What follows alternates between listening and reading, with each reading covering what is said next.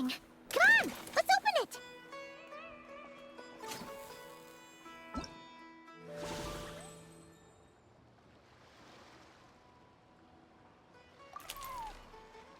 So, it is from Nefer. She sure dialed up the charm, huh?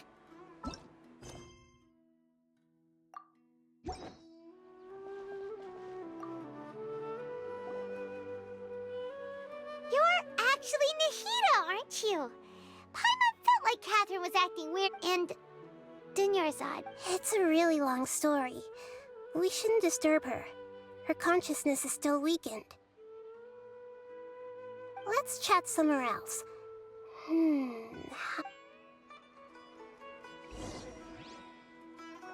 Sounds like the payout could be huge, though.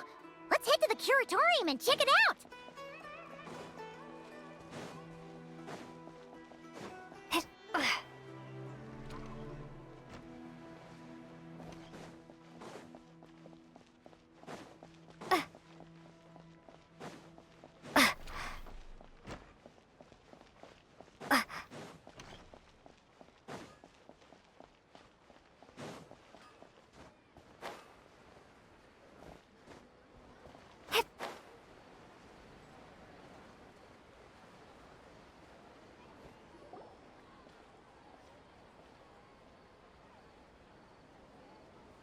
Let's talk about Dunyarzad first.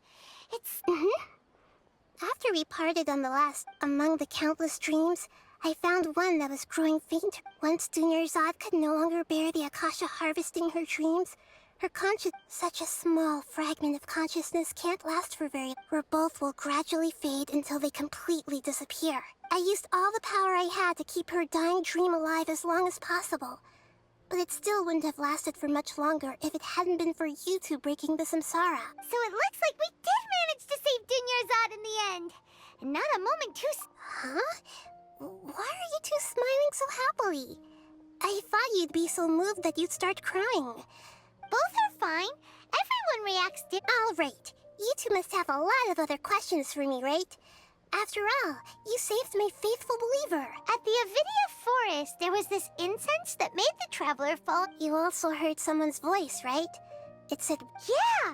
So you do know! We've been wanting to ask... It seems like the traveler established a connection to Irminsul. As you two probably know, Greater Lord Rukkhadevata disappeared. A message from Greater Lord Rukkhadevata? King Deshret? That god who died even longer ago? Okay, so what does the message mean? I still haven't managed to decipher it. Even Greater Lord Rukkhadevata's residual consciousness in Irminsul seems to... Many devoted scholars go mad as soon as they connect their consciousness. But I believe this is the key to saving Irminsul. So the tree in the vision was Irminsul? Oh, but even if you can't figure out what that vision was all about... The traveler wasn't affected after coming in contact with that consciousness. I've never... No, we must decipher its secret. This puzzle has life and death at stake. To be accurate, I'm using the Akasha as a medium to occupy Catherine's consciousness. How did you do that? Poor Catherine. Theoretically, I can enter anyone's mind as long as the Akasha is the legacy of Greater Lord Rukkhadevata. As Lesser Lord Kusanagi, I've always respected my people's free will, so I've never actually occupied their consciousness. When necessary... Hold on. Did we just learn some deep, dark secret? What about your own body? Why do you need to borrow other people's? Don't you live in... That story begins a long time ago. After Greater Lord Rukkhadevata, at that time, I was young and weak. The sages kept me in the sanctuary of Sur's. However, I do understand that they had hoped to find Greater Lord Rukkhadevata. So, the sages basically put their new Archon under house arrest? How dare they! In some ways, they aren't wrong. Greater Lord Rukkhadevata was... and I'm still really far away from being able to call myself the... Yeah, you got a lot of believers. Just look at the Thank you for the kind words. But I honestly don't need physical freedom as long trying to find a way to save Irminsul is my life's mission and top priority. Every once in a while, I will also take up the duties of the god of... There's never been any big problems with the I wonder what caused them to go down this... Even though the city's residents haven't noticed anything strange, if the traveler hadn't broken... I tried to do some investigating in the Akasha, but I couldn't find anything suspicious. I think they're deliberately trying to hide something. Oh, that reminds Paimon. In Gandharvaville, there was a sage who had invited Tainari to join some kind of project. Could it... Regardless, I need to first investigate the sage's motives. Make things right. You mean how the Akasha stops you from having dreams? Yeah, it's been such a long time. It's not that no one noticed. It's more like no one cared. Ultimately, it's all rooted in the sage's misdirection. Misdirection?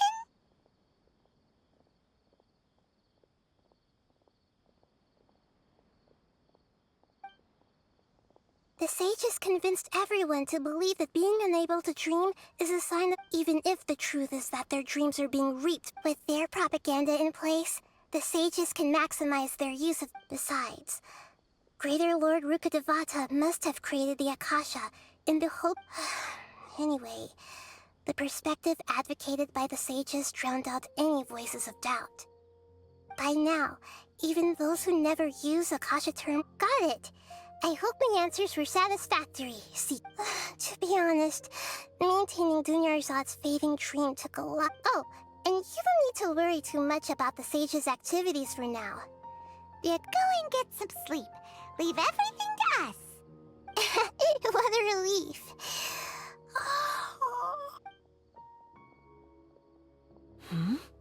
Traveler? Maybe you were sleepwalking. You know you can't wake up a sleepwalker. I see. Huh. I should visit my maintenance personnel sometime. We've spent quite some time in Sumeru City, but ever since we last said goodbye to Lesser Lord Kusanali, we haven't...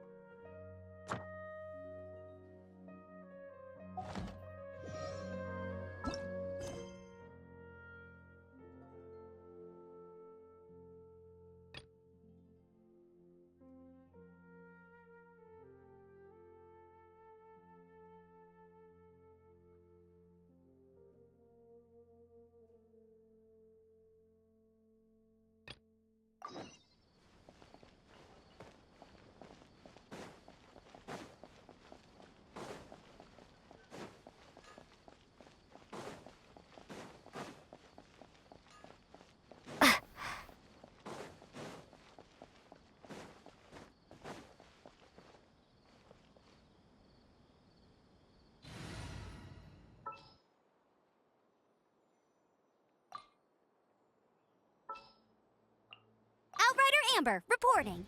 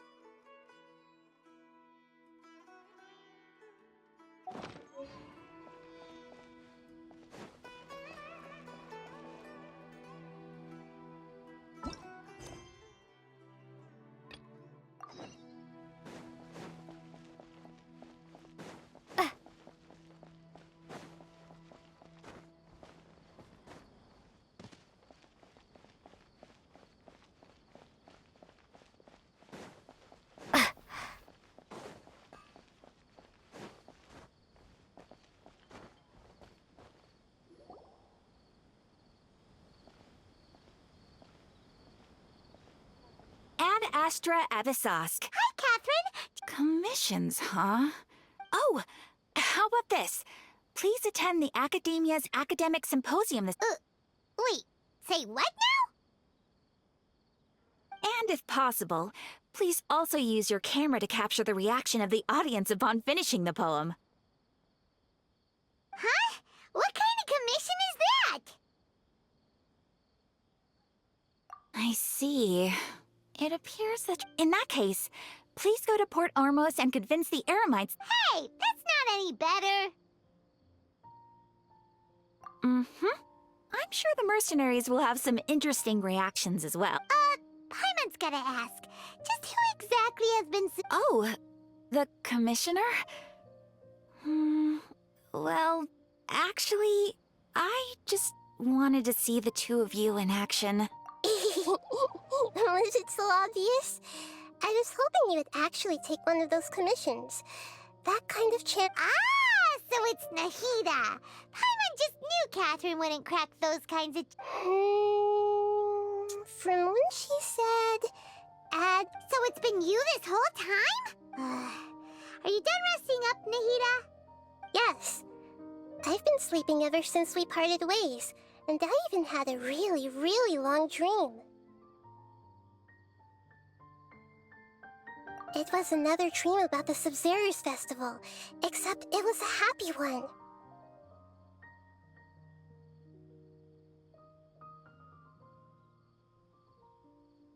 In my dream, I was sitting in the middle of a flower terrace, and everyone in Sumeru City was holding hands as they danced in circles around me. I also got to sit on a gigantic flower carriage. Ferris, the Knight of Flowers, raised me really, really high above the ground, and I was throwing an endless amount of Yalda candies at the children.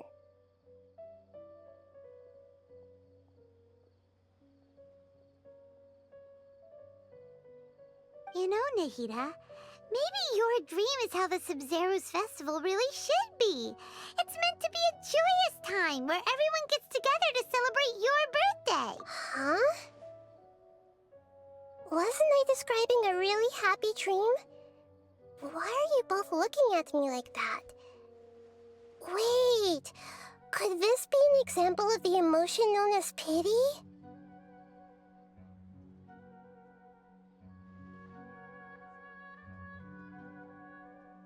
No, we aren't pitying you. That would only... By the way, have you had a chance to visit Dunyarzad? How's she doing? The Homianis haven't allowed any visitors after the fest. Yes, I paid her a visit right after I woke up. She was resting at the time. Her condition is stabilized. However, since Elazar is a manifestation of the withering on the human body, we can only cure it by finding a way to take care of Irminsol's own withering. But for the moment, our top focus should still be figuring... Right.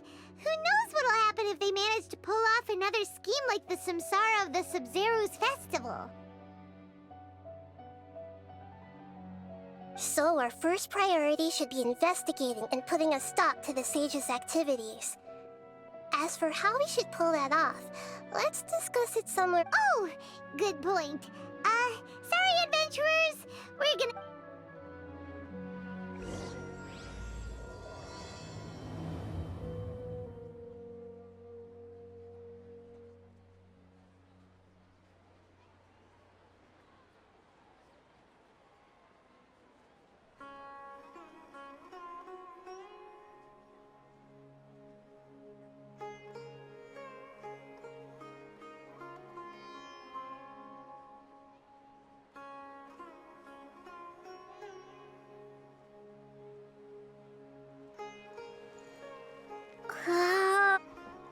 It's called being a freelancer. Most folks just don't get it. Let's continue our chat here.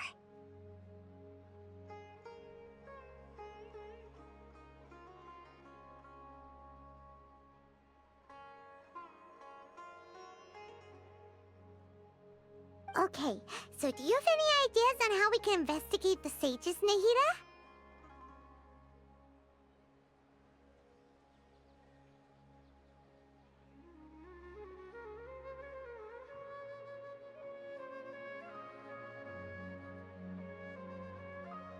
Actually, I've already done a little bit of work on that.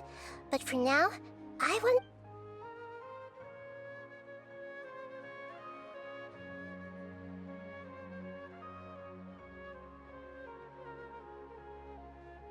We're in the dark as of now. Since we still don't know anything about... After all, every person in Sumeru City is one of their... No way, that's too risky.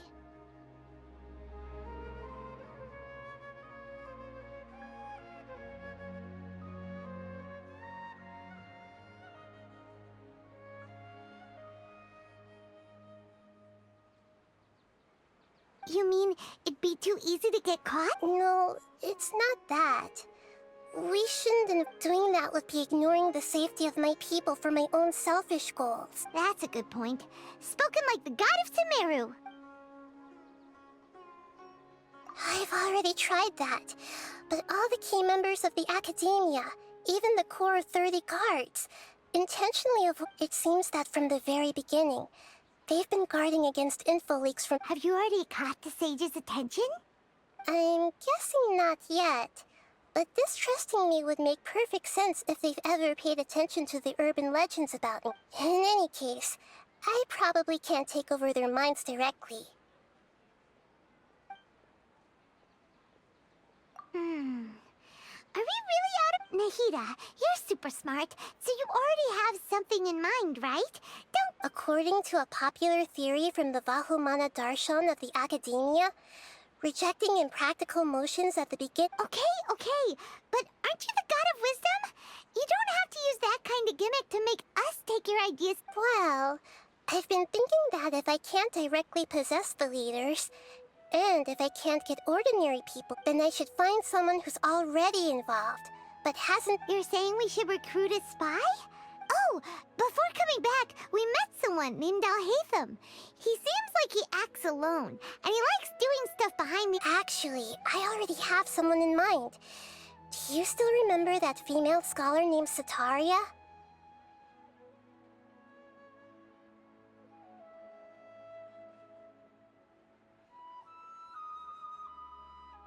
Sataria. Paimon remembers now. Isn't she the one who's always... We ran into her basically every time the Sub-Zero's festival repeated it. Paimon still remembers the smug and mean way... I've always liked observing all kinds. She was born in the desert and was hailed as their greatest genius. Her academic gifts allowed her special admission into the... Oh, Paimon didn't know she was from the desert. She must be pretty special then. The name Sataria means star. When she lived in the desert, she shone like the brightest star. Later on, she was chosen by the sun. The star was given soon after. The star witnessed. The star began to waver. Instead of staying beside such a sun, wouldn't it be better to return and light up part of the night sky?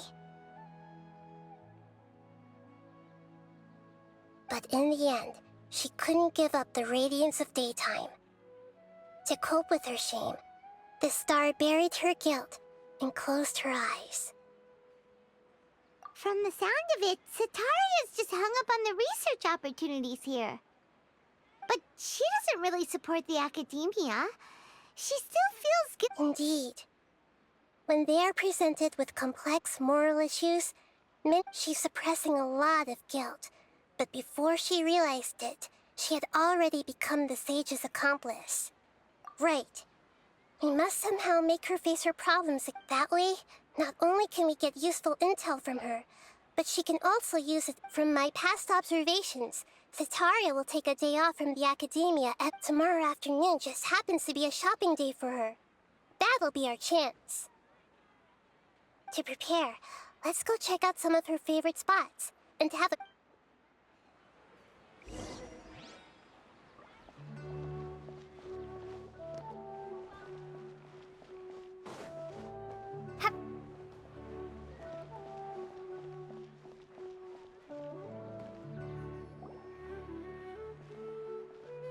This should be Sataria's favorite fortune-telling spot. So should we ask the fortune... No, I already have enough information on Sataria. The most important thing now... Talking style island.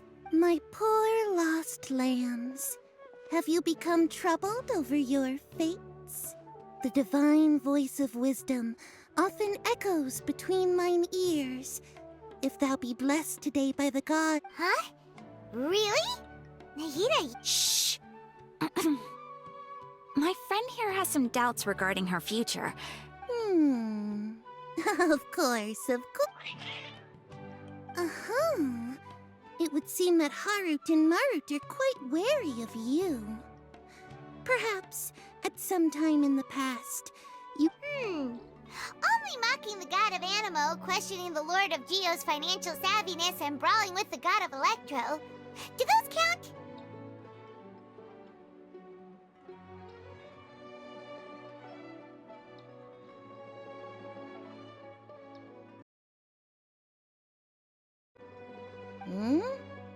Oh, nothing. Go on, pick an aspect for her to divine.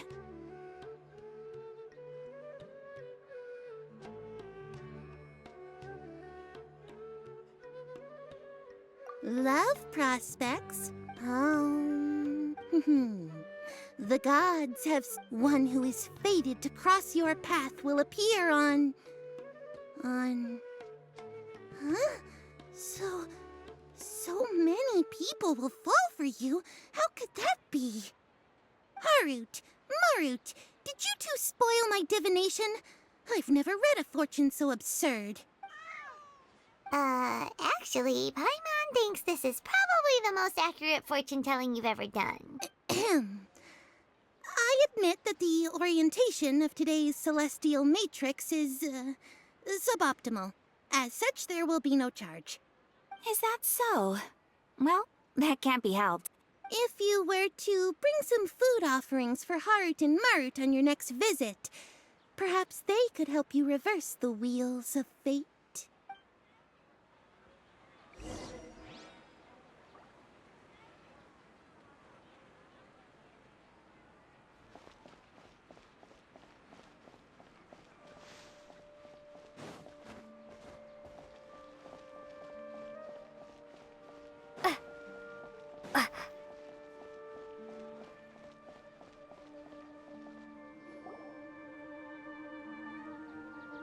Is this another one of Sataria's favorite stalls? Yep.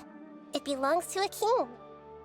His father helped Sataria a lot when she first moved to Sumeru City, so she still comes by whenever she has time. When I start talking with him, listen carefully to the details of our conversation.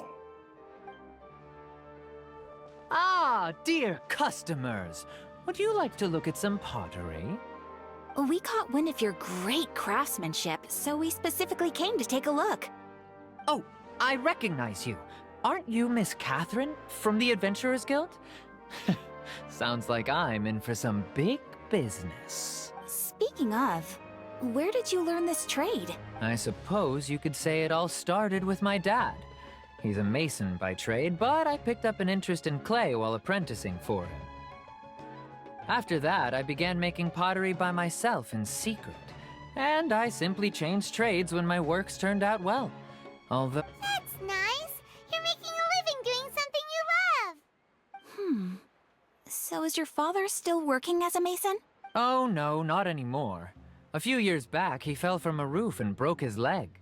Since he had already saved enough Mora over all these years, he's just enjoying the retired life in Port Ormos nowadays. I see. We wish him peace and happiness in his retirement. I'll have someone in charge of logistics at the guild come by another day for some goods. We'll leave you to it. Take care now. No problem. Rest easy, all our goods are sure to meet your every need.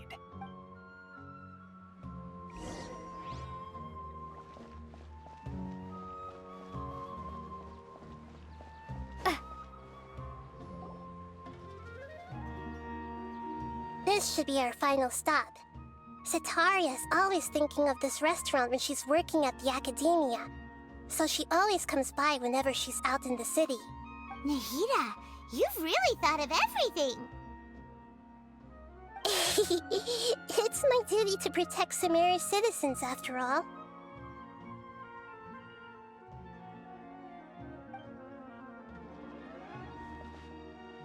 Hi there. I feel like I've seen you down by the docks before. Huh? Sorry, I don't quite remember. If I recall, you were having a discussion with someone about shipbuilding at the time. Ah, that's right! I've always been really interested in feats of marine engineering. After all, I grew up in Liyue Harbor and spent my entire childhood staring at the ships going in and out of the port. I came to Sumeru to study, but failed to make it into the academia due to my lack of talent. But I'm still discussing all kinds of problems with different scholars, and I'm continuing to study and perform research from the restaurant's basement. I'm sure I'll get into the academia after their next round of exams. What an admirable spirit for learning. Amazing. Sure, but you'll find hardworking people wherever you go. So this restaurant has a basement as well? Huh. First I've heard of it. That's right. It's not usually open to patrons. Most of the time, employees use it for breaks or to hold private events. I see. Guess that makes sense. Well, good luck with your studies, Miss Chishan. Thank you so much. As long as I can make it into the academia as an official student, I'll be happy.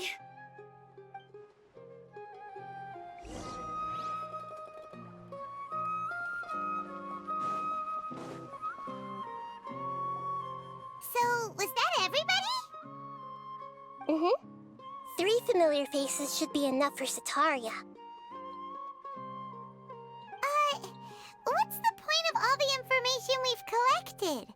Nahida, you still haven't told us how you're planning to make Sataria face her problems. Sataria is already used to avoiding her problems, so we must find a way to break through her usual sense of... I remember you mentioned that the Eremites in Port Ormuz are all making a fuss about the upcoming resurrection of King Deshret. Although it's all just a boatload of nonsense, the fate of her homeland may turn out to be Sataria's soft spot.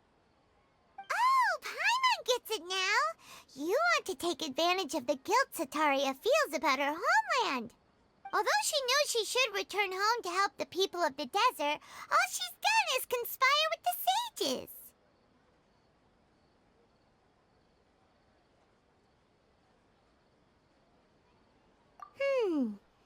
Well, King Deshret is long gone, and Sataria is also too smart to fall for any simple tricks.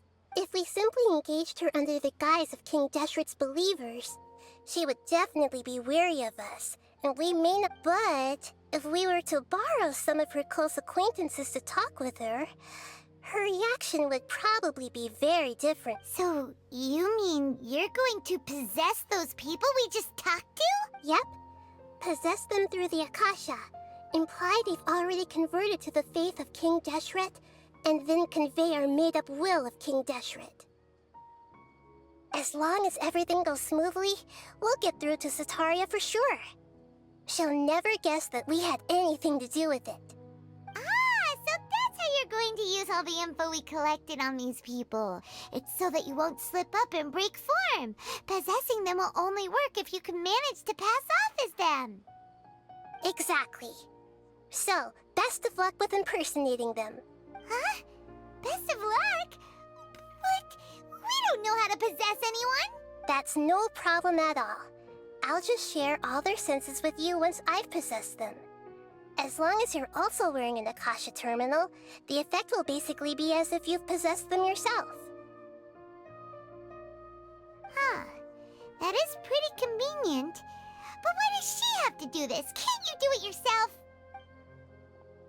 Although I've been observing humans for a while, I've never been good at imitating them. You're not wrong. It's always been painfully obvious whenever you try to pass as Catherine. If it was at all possible, I would have preferred to leave these people alone. But seeing how things are now, I probably should just accept it and push on. Yeah, don't beat yourself up over it. We're only doing this to help everyone, and we'll only be borrowing them for a little while anyway. Alright, then let's give it a go tomorrow afternoon.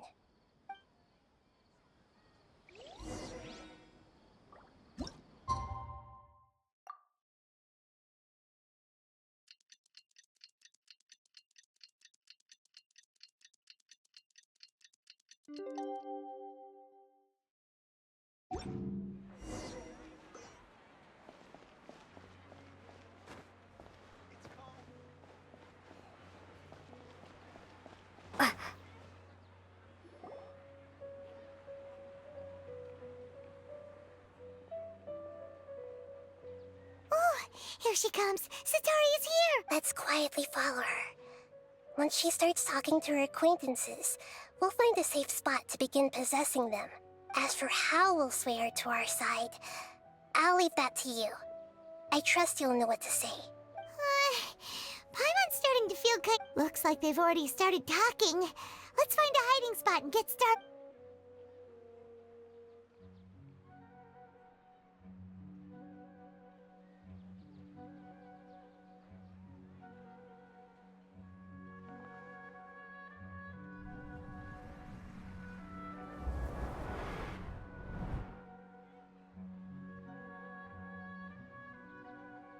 That's right. You really can't force anything when it comes to love. And besides, everyone around me has a very different background and outlook. Are you still listening to me, Nabia? Oh, of course I'm listening.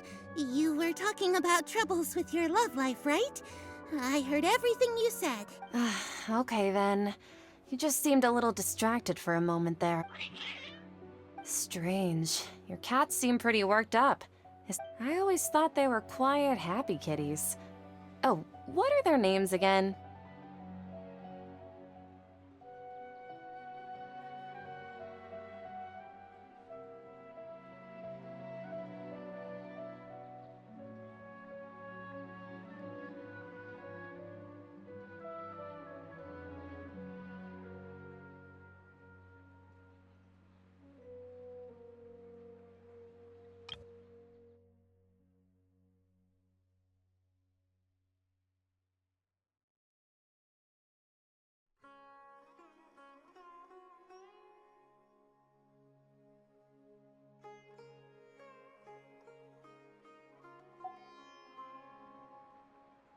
Ah, that's right. They are just little darlings, aren't they?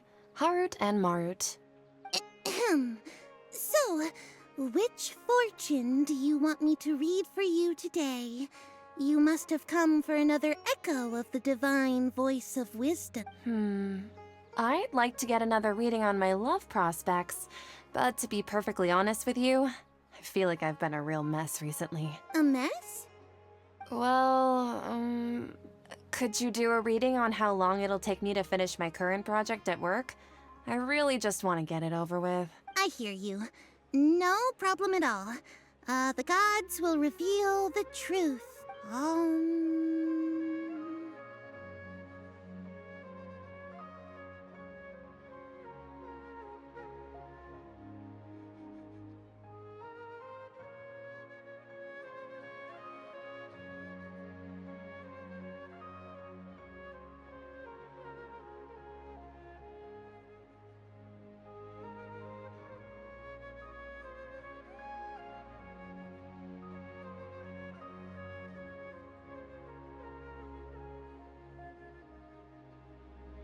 The gods are asking, Setaria, why haven't you gone home?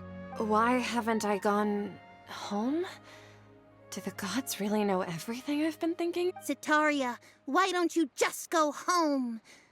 It's a demand now instead of a question. The gods seem to be truly upset. I'm sorry. I know I failed the gods. Please pass on my most sincere apologies and ask for their divine forgiveness. And if I may ask, Nabia, is there a specific god who's speaking to you right now?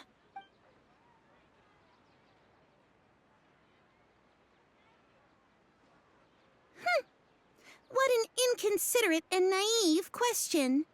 The god who is speaking to me is, of course, the wisest and mightiest of all, King Deshret. King Deshret? No wonder he would make such a demand of me. Wait a second. King Deshret passed away a long time ago. Even though news of King Deshret's resurrection has been spreading like wildfire, it's all just a misinformation campaign from the academia. How can King Deshret still exist in real life? What insolence! I am King Deshret's most loyal believer.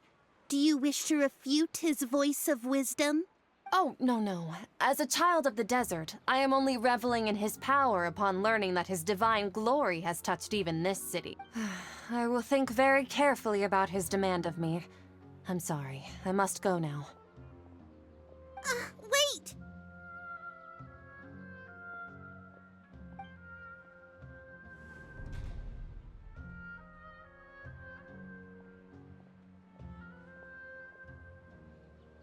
Whoa, she just ran off in a hurry.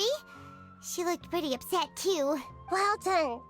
Sataria didn't seem to suspect anything amiss. To have something she's been trying desperately to avoid show up out of nowhere and berate her, that must have shaken her to the core. Aw, Nahida, it seems like you understand human emotions really well after all. All I know are some abstract Harvard-taught theories. In any case, my time... Anyway, enough of that. Let's hurry and catch up to Sataria. She's at Akeem's now, right on cue. Let's get ready to possess him right away.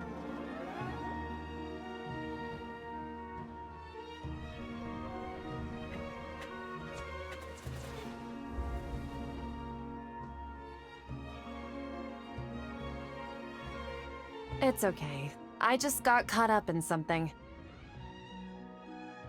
Oh, actually, didn't you ask me to help you look for work? What kind of work were you looking for?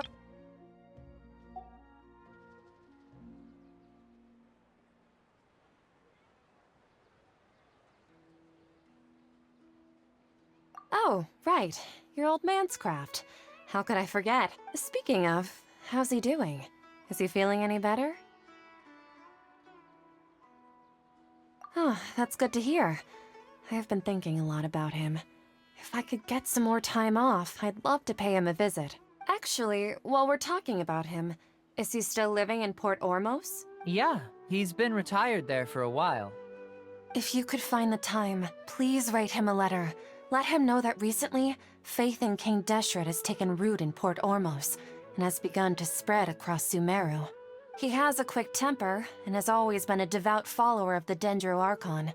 I don't want him to get into a fight with those King Deshret believers because of a difference in beliefs. Oh? So, who are you siding with in all of this? The Academia or King Deshret? I'm so jealous of you. You were born a child of the desert, yet you chose to betray King Deshret, and now you spend all your time with those crooks from the Academia. Akeem, you don't mean... You've also become a believer of King Deshret? What's so strange about becoming a believer of the wise King Deshret? In fact, aren't you the strange one? The one who still can't pick a side? Can't pick a side? Me? Whoa, Paimon had no idea you'd be so good at this. You really zeroed in on the issue and put it right in front of her. It might feel a bit overwhelming for Sataria, but once everything is over, I'll be sure to pay her a visit to her mind and explain everything.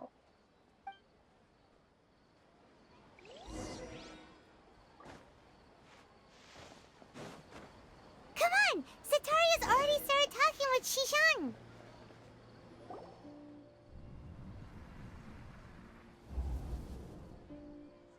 So, Shishan, have you noticed anything weird in the city lately?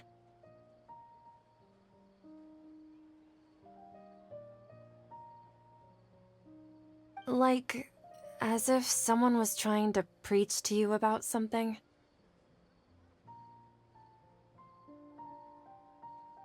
Oh, right. Speaking of strange things,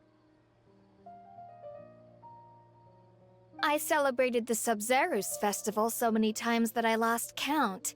That was really weird. Wait, how could you be aware of that? That should be impossible. Nothing in the report indicated anything like that. Are you still failing to realize that the Academia's lowly tricks could never deceive all of Sumeru's citizens? Shishan, don't tell me that you've converted to King Deshret as well! What an absurd question. You make it sound like I should be ashamed for becoming a believer of King Deshret. In reality, shouldn't you be the one who is ashamed?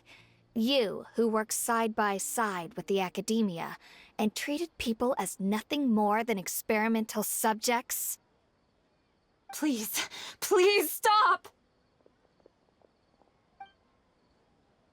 Even now, Sataria's still trying to run from her problems. She can no longer justify everything to herself.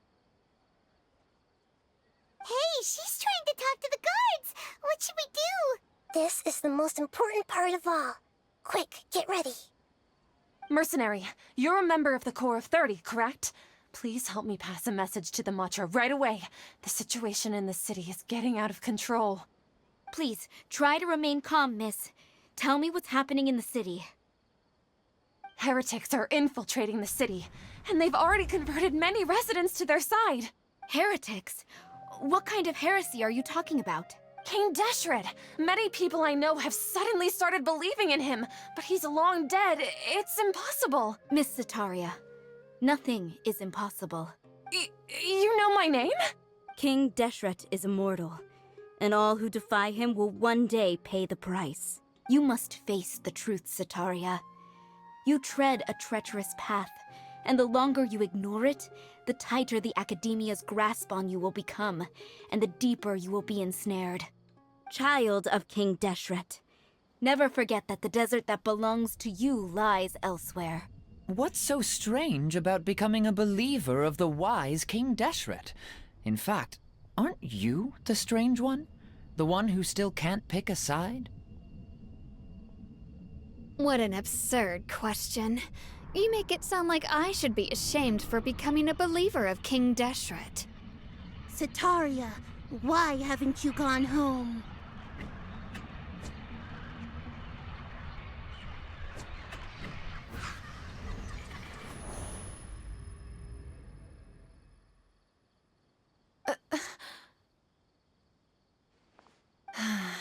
It seems that no matter where I run, I only keep finding more believers of King Deshret. I have to say, this is a familiar feeling. I've also been running from my guilt this whole time. Guilt over my part in the sage's plans, and from ignoring the letters from the children of my homeland. But no matter how much I may try to ignore or get rid of it, my guilt always comes back. You won't necessarily lose your research opportunities by facing the truth. Besides, did you really want to conduct your research while carrying such heavy feelings of guilt? How do you know me so well? Are you truly just a believer of King Deshret? Or are you the god himself? That's not important. The important thing is to pass judgment on the Academia and its sages, and to correct their mistakes. If you could provide some assistance in this matter, perhaps it could serve as a form of atonement. I've actually never believed in the gods, but I've always believed in serendipity. Your appearance must be a fated opportunity for me to get out of this wretched situation. Please tell me, what can I do for you? How much do you know about the sage's current activities? I was just one of the designers for the massed dream harvest scheme, which is what happened around the Sumeru's festival. But I know very little about the full scope of the overall project. I'd assume that only staff with the highest clearance would have access to those confidential documents. I've just been working to meet the Grand Sage's specified requirements. However, there's something that's been really bothering me.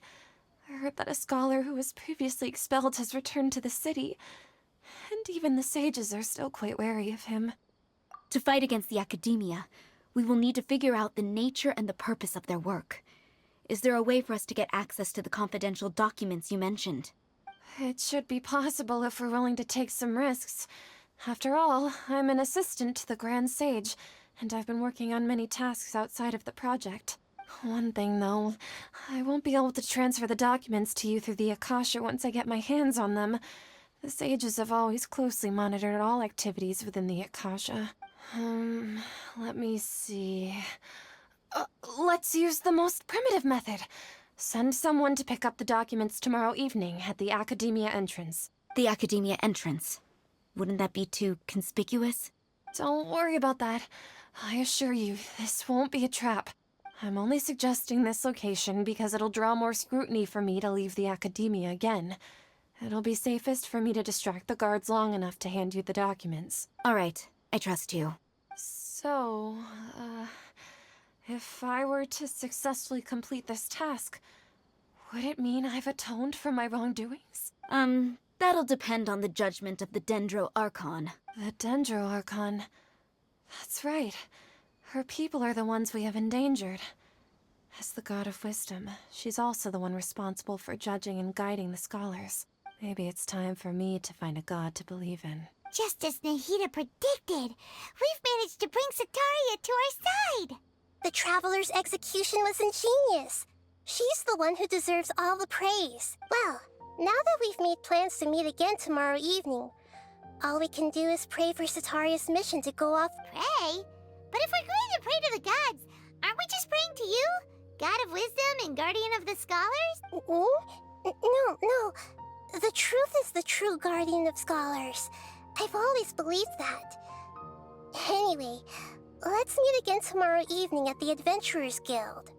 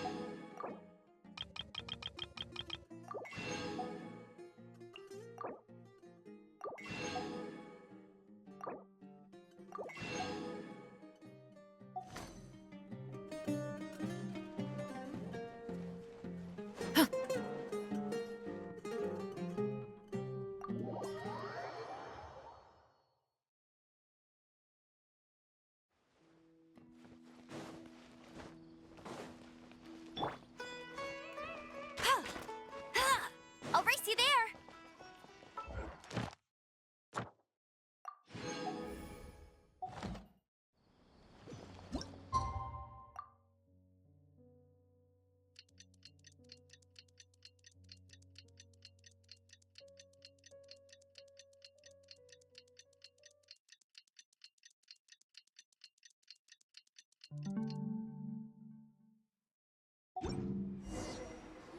Catherine, we're here! Oh, That's right. I suppose I'm the other Catherine in your mind. Shh! We're on a secret mission tonight, so we need to protect Catherine's identity. Yep, Paimon's right. We cannot fully rule out the chance that the meetup tonight is just a trap. If something were to happen, my existence may be the only trump card we'll be able to play. After all, the academia should still be unable to confirm the existence of my consciousness in the outside world. Yep, exactly. Just what Paimon was thinking. Anyway, enough about that. Let's just make sure to be off. What do you feel is up? It's the middle of the night.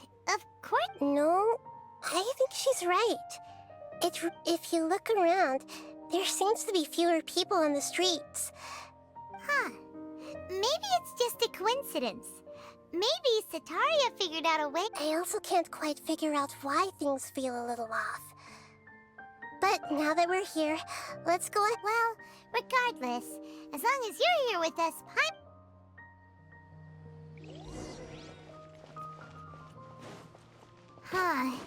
there really aren't many people out right now.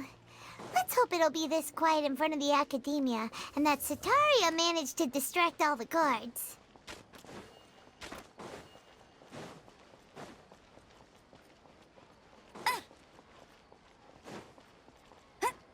I'll race you there!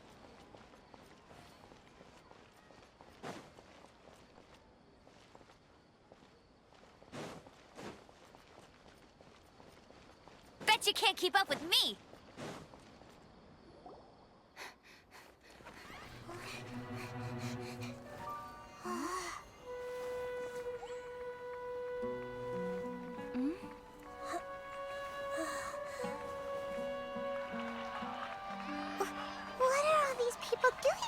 this hour of the night. Ah, the triumphant hero returns at last. And to a rather spectacular welcome, even if I do say so myself. You're the outcast, expelled from the academia. Indeed I am. Although these days they tend to call me the Doctor.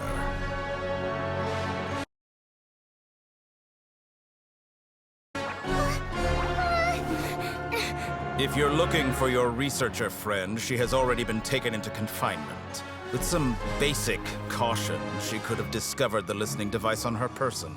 Clearly, she lacks the degree of rigor expected of a true scholar.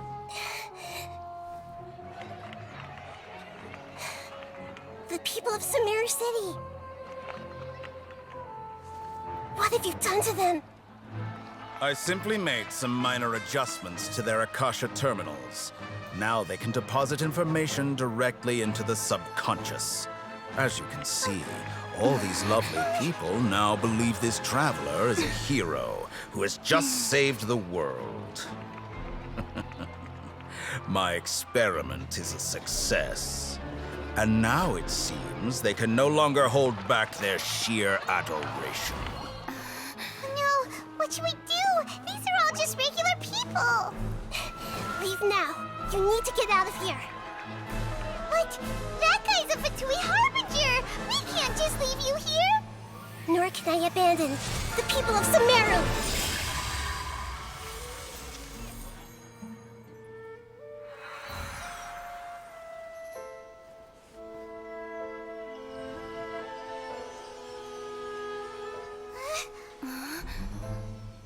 Don't worry. We'll meet again outside of the city.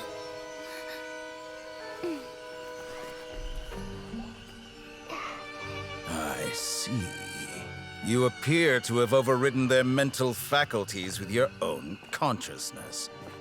To possess such a powerful mind, you must be the god of wisdom.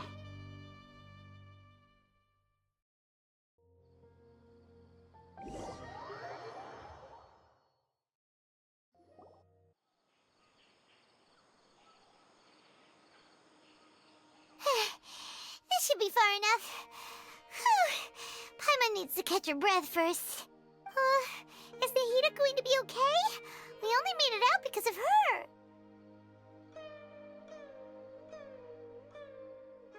Paimon wasn't counting on running into a new Harbinger here, let alone such a high-ranking one. That guy was #2. So scary. He called himself the Doctor. Remember, Tainari told us about him. Sataria did say that someone who once got expelled from the academia came back recently. And that even the sages are wary of him. Yep, sounds like she must have been talking about the Doctor. Yeah, now that the Doctor's in the picture, we're no longer just dealing with the academia. They're in cahoots with the Fatui. But what are the Fatui after this time? Another Gnosis?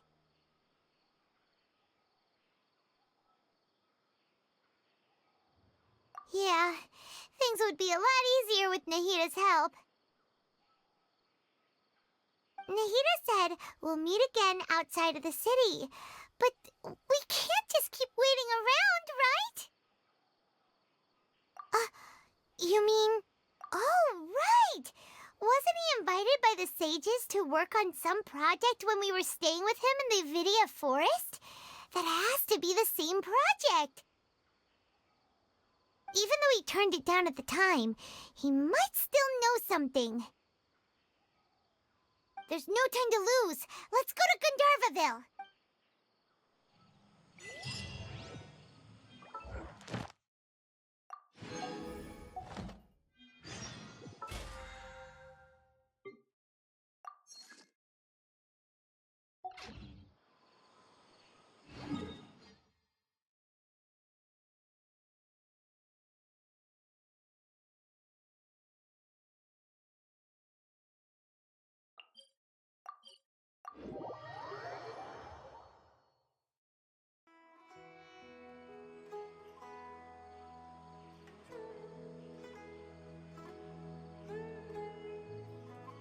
Hey, there's something strange over there. Come on, let's take a look.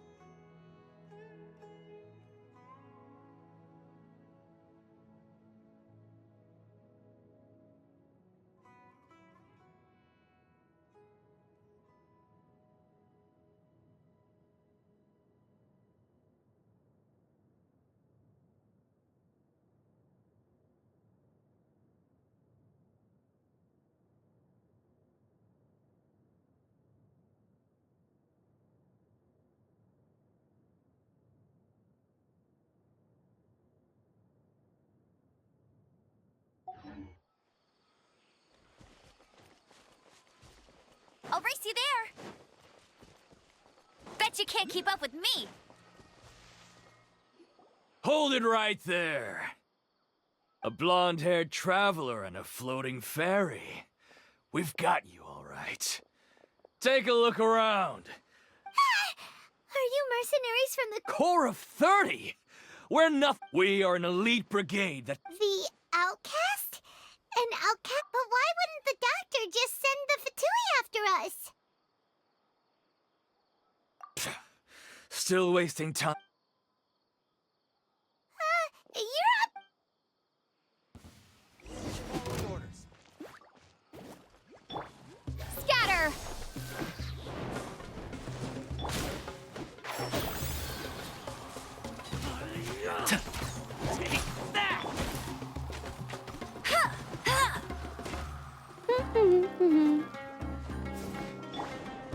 Propagate!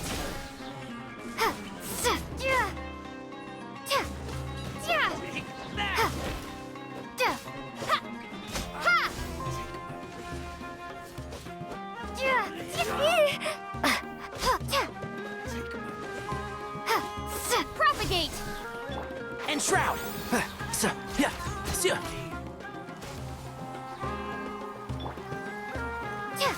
Scatter!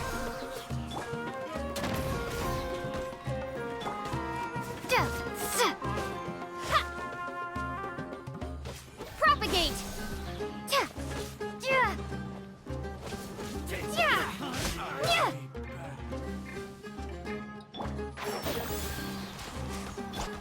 Scatter!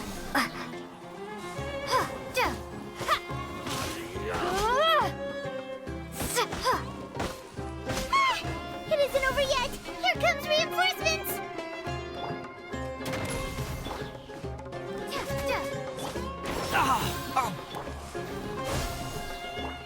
Go, go, Baron Bunny!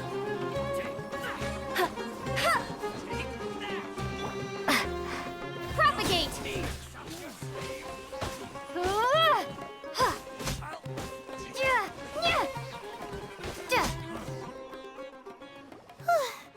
That was pretty rough.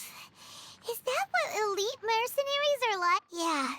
Looks, but this doctor got... going up against smart people is tough.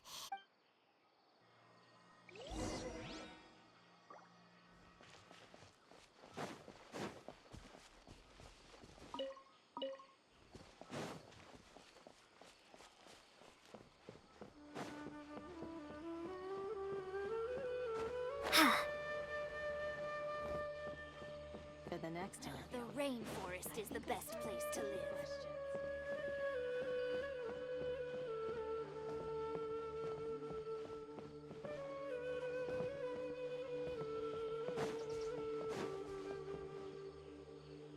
Oh, it's the Traveler and Paimon. Kale! It's nice to see you again. To be honest, I'm not doing too well. My Ella's as a result, Master Tainari is taking me off the patrol schedule. He will only allow me. Oh, Kale! Speaking of Tainari, did he go off on patrol? We're here to talk to him. Oh, Master Tainari? He just left the Avidia Forest a little while ago. He was headed to Party's DI. Huh? He left? What? Isn't Tainari always saying that he never wants to leave the Avidia Forest? I thought it was weird too. Master Tainari always prioritizes his work. No, I only found out that he left through a message he left behind. To leave in such a hurry? I'd guess he had something. Master Tainari originally studied in the Amorta Darshan of the Academia, and Partis DI is something like the Amorta's research base. I know that before he became a Forest Watcher, Master Tainari once spent a long time conducting research at Partis DI. A research base, huh? Gotta wonder what kind of research Tainari just decided to work on all of a sudden. Oh, we don't have a lot of time, so let's go look for him at Partis DI.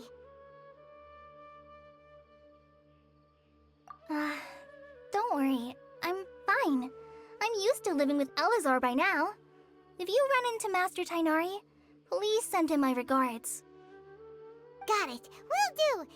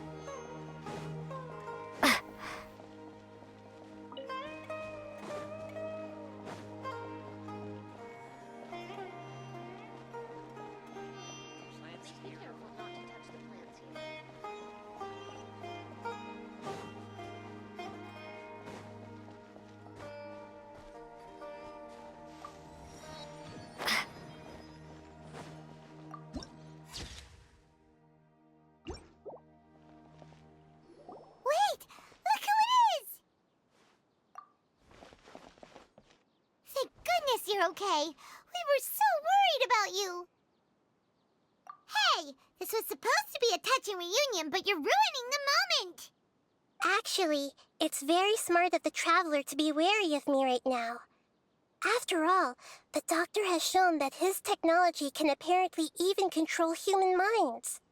Plus, it's not like you could have known what happened after we split up and I was facing the Doctor by myself. Even a pool of stagnant water after a torrential storm can occasionally pass as a patch of sky. Paimon feels like only the real Nahida could come up with such an obscure analogy. Huh? But I wasn't trying to win your trust or anything. All I wanted was to clarify my point. Well, we understand that point now. Please, Nahida, tell us more about what happened. Are those poor people all right? When you left, I was still in the middle of restoring everyone's minds. Thankfully, when the Doctor mentioned depositing information into the subconscious, he didn't mean engraving information into their minds. Instead, he did something closer to creating hallucinations. That was still within my power to fix. Luckily, I managed to finish my restorations and mind jump away from him just as he was about to capture me. Whew. What a relief. The Doctor sure pulled out some hidden cards, but good thing we had Nahida with us. I wouldn't be relieved just yet. I gave away my true identity when I restored everyone's minds, which means we've lost another one of our trump cards. Also, the Doctor is already an expert at modifying Akasha terminals. Maybe it's only a matter of time until he captures my consciousness inside the Akasha. Would that mean you'd no longer be able to jump between minds? Then, how do we stop him? It feels like he's toying with us. What a nasty piece of work. Plus, the Doctor's combat ability alone is apparently enough to make him worthy of being number 2 of the Fatui. We shouldn't give up hope just yet. Let's try to find another way to attack this problem. Actually, Nahida, how did you know we were trying to get to Party's DI? Have you been waiting for us? Yes, I have. I can see the Traveler's elemental energy, so I deduced your destination by looking at the direction you were moving in. You didn't come here for sightseeing, right? Did you find any leads? We're looking for a scholar we know. His name is Tainari, and the sages once tried to reach out to him. Why don't you come inside with us and see what we can find? Okay, let's just hope we won't get him into trouble.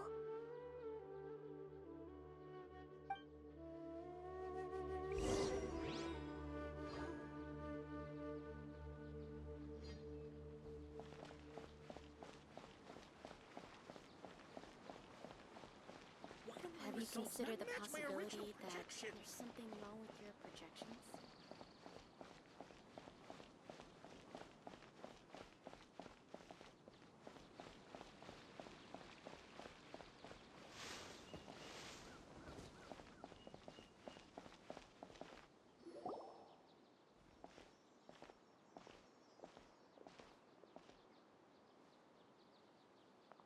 Traveler? It is you!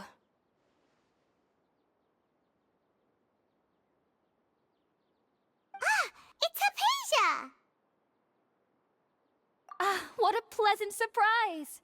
It's so nice to see the two of you again. Who's this? She's a scholar we met in the Avidia Forest. When we last saw each other, she was still training in the... what's it called? Satyavada life? Oh, I see. That's right, we're old friends. You've come at just the right time. Ever since I've come here, hardly anyone has even talked to me. Hypatia, you're way too excited about this. Actually, for you to leave the Avidia Forest means... you're not in training anymore? Wait, no. Did you already finish your training and reach Paripurna life? What do you think? My consciousness has already managed to make contact with the divine.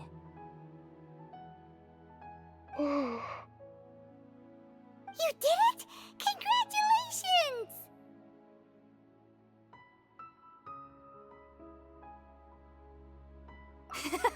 It's so exhilarating to share this sublime joy with others at long last!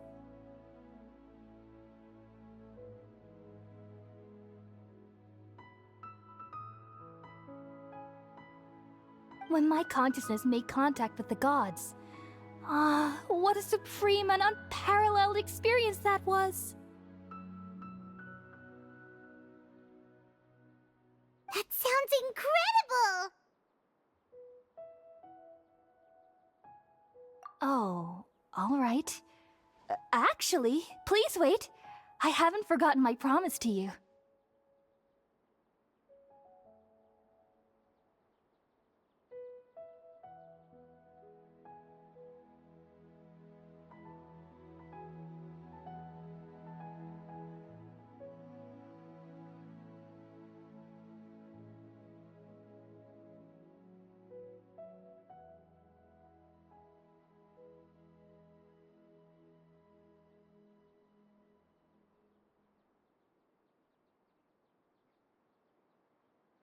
Remember? I promised to help you understand what you saw from Irminsul once I gained deeper insights. My current self has not only gained true insight, but I can even help you establish a direct connection to the consciousness of the divine.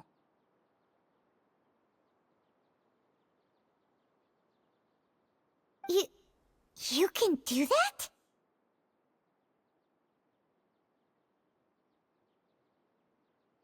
I've never heard of anything like that, but if you want to give it a try, I'll do my best to protect your consciousness during the process. Hold on. I brought some spirit-born ale with me. This is still a crucial part of the ceremony.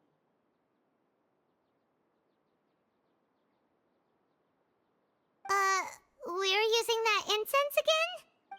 All right now. Hold my hand. I'll help you establish a pathway to connect your consciousness. Okay. Ready?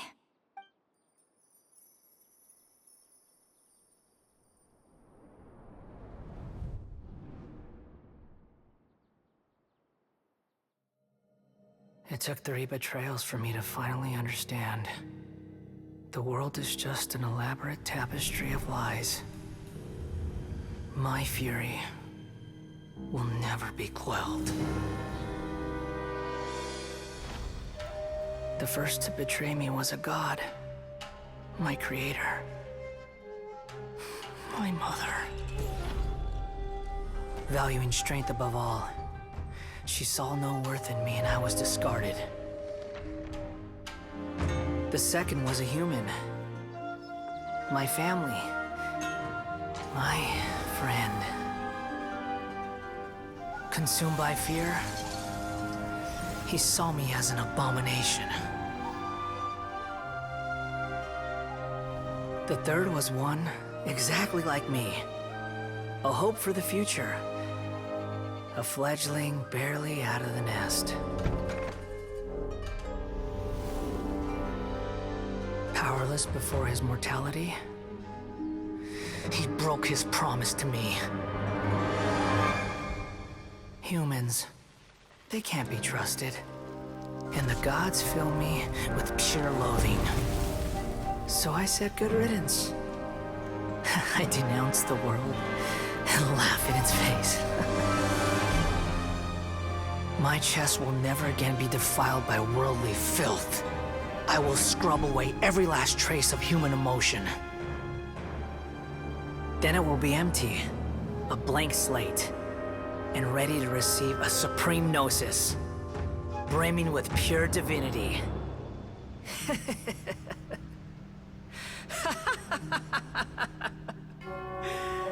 There is no need to fear. The pain will be brief. Your era is coming to an end.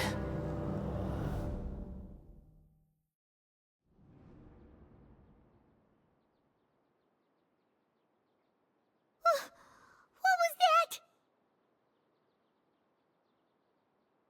Did we actually just see the Balladier's memories? Everything matches what we know about him. But how is he connected to the divine consciousness that Hypatia was talking about? You saw it, right? You felt it, right? Such a majestic god! Such a noble will! Such sublime emotion! Alas, shame. If only that which beats within my chest wasn't a filthy mortal heart. Oh, great and merciful God! Please grant me forgiveness and Do you understand now? I'm afraid this is no periporno life, but rather... You! Why are you so mean to me? Why is everyone hiding from me? I found divine wisdom. Shouldn't I receive praise and honor? Haven't I uncovered that light in the darkness? Hypatia? That's how I always thought everything should be. Wait, have I already lost my mind?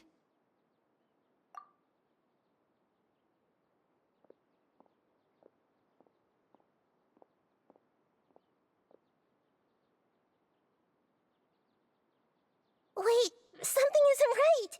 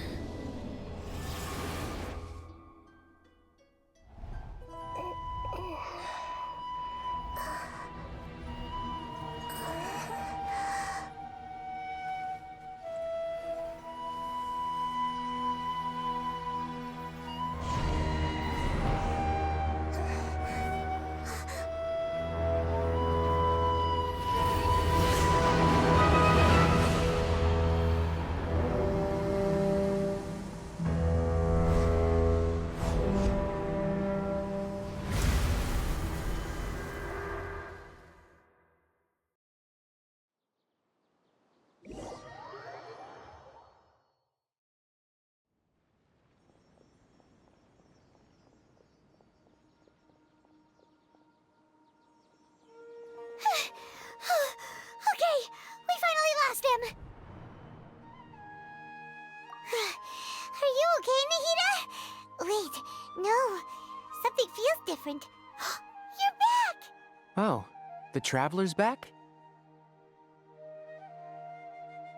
Nahida was controlling your body for a while.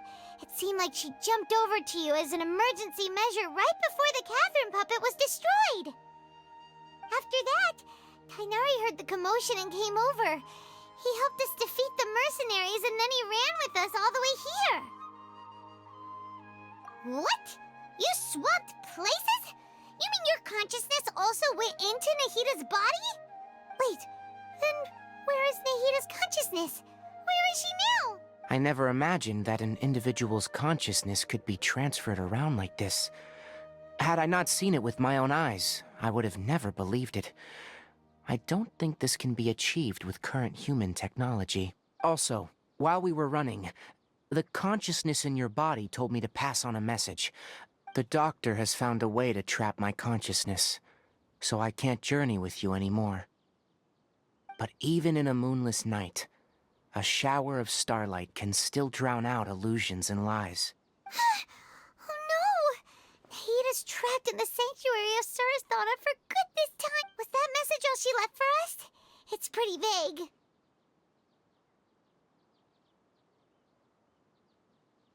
Oh, that makes sense.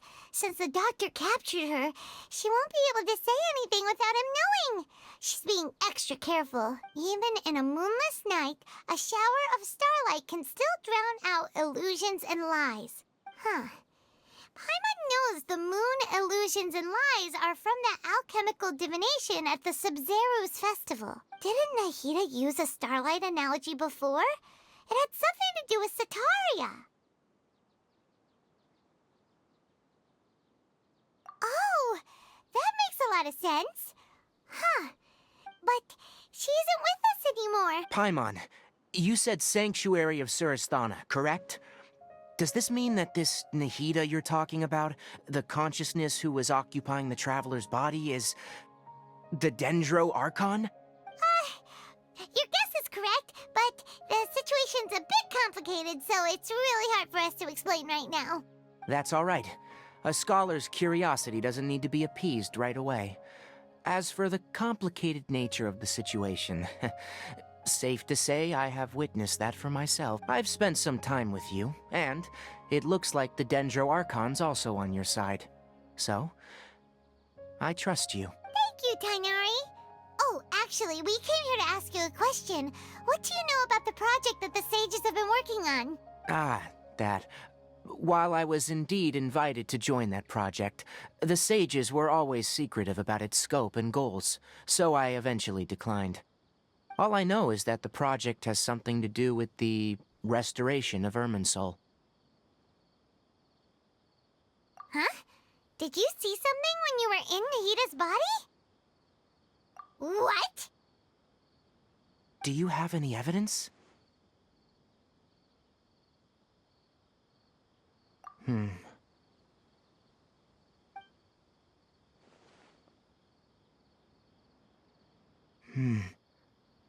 So that's what happened. That explains why Hypatia's symptoms were different from those of the other scholars who went mad. It's because she made contact with the consciousness of a new god who is still in the process of being born. Tainari, did you leave the Avidia Forest because of Hypatia? I did. I noticed Hypatia's mental anomalies, but since her symptoms were rather atypical, I secretly took her to Pardis Di and began searching for a way to return her to her normal self. If I didn't take action, Hypatia would have already been taken by the Matra to the desert, doomed to a life of exile at Aru Village. Now that you mention it, I knew the Academia has never thought particularly highly of Lesser Lord Kusanali, but I still didn't expect them to do something as arrogant as creating a new god. Looks like I made the right decision by not accepting their invitation. The Doctor and the Balladeer. We have 2 Fatui Harbingers in Sumeru. Sounds like we're in for a bad time. From your description, I don't think they've completed their project. There may still be room for us to intervene. But then, what is the connection between creating a new god and restoring Irminsul? Yeah, it feels like we're still nowhere close to figuring out the sage's goals. Right, we've pretty much gone over everything we need to know, so we should head out. How about you, Tainari? What are you— I'll stay here for now. I still want to try a few more things to help Hypatia. If you're planning to go into the desert, start by heading for Caravan Ribat. That'll be your fastest route. Come find me here if there's anything else I can do to help. May the spirit of wisdom go with you. Thanks, Tainari. Hopefully Hypatia will feel better soon. We're off then.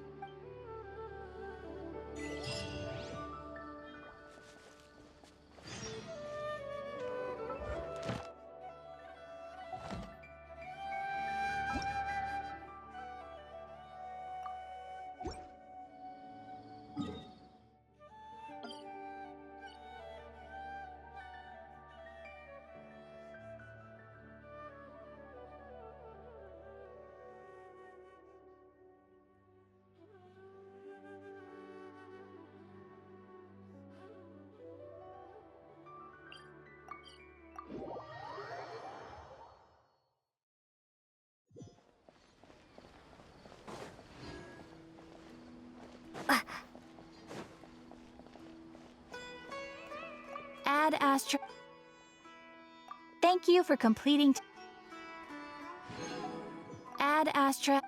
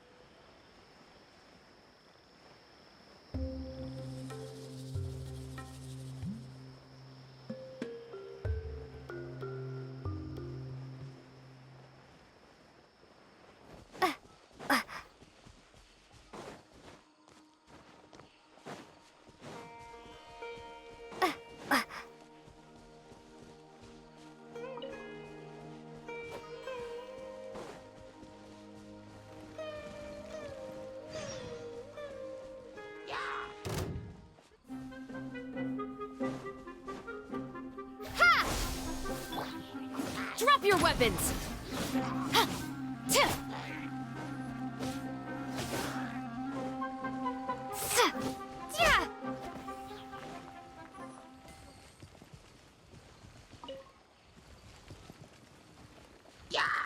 Propagate! Final warning!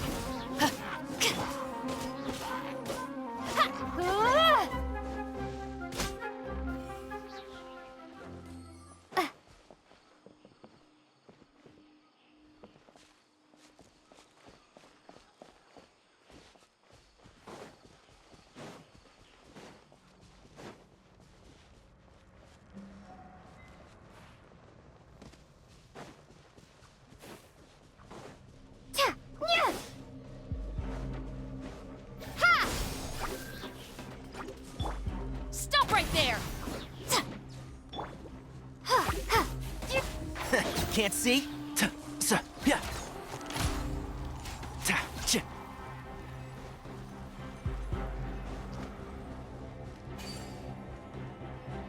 Yeah.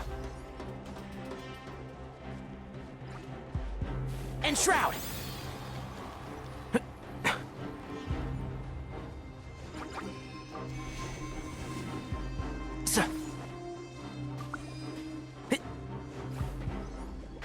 Can't see? Rah!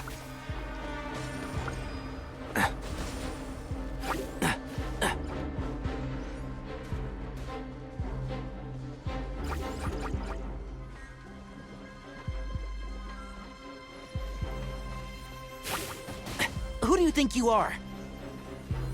Yeah.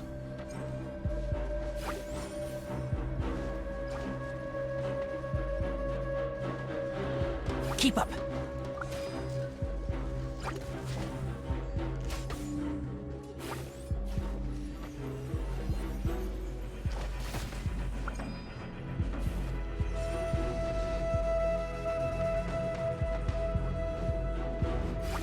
Oh.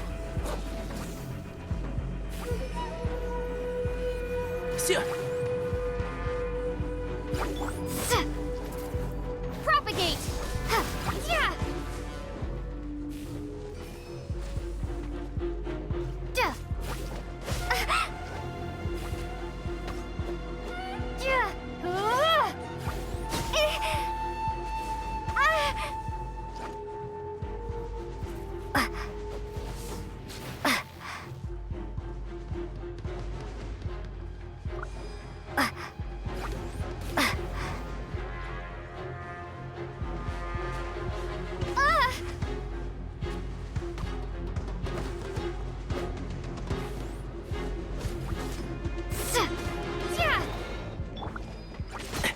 Excuse me?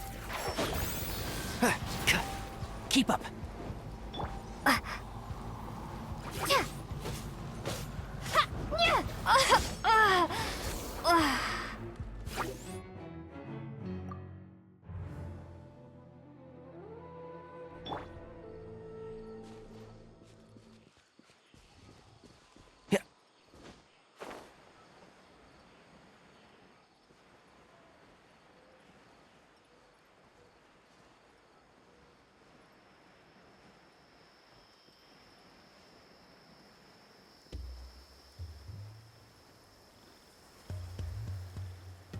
I'm used to the rain, but you should probably use an umbrella.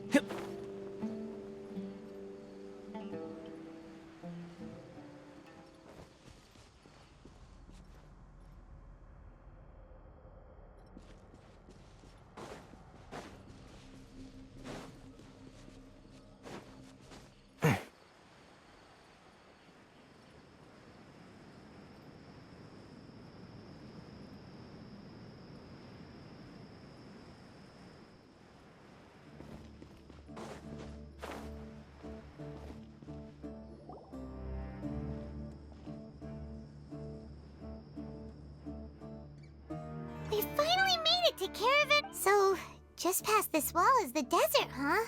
Oh, wow. Paimon remembers hearing people call this the Wall of Samiel. It's made to block sandstorms from the outside. Oh, if it's this tall, it's gotta be the divine work of Greater Lord. Enough gawking. Come on, follow me. Huh? Over here. Oh, Haytham went that way! Let's hurry up and follow him. Wonder what he's up to.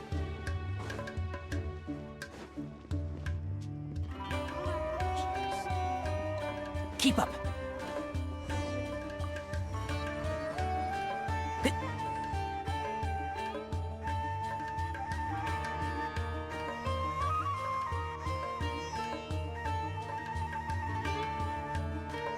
What the? Where did she go? How did we lose them? They...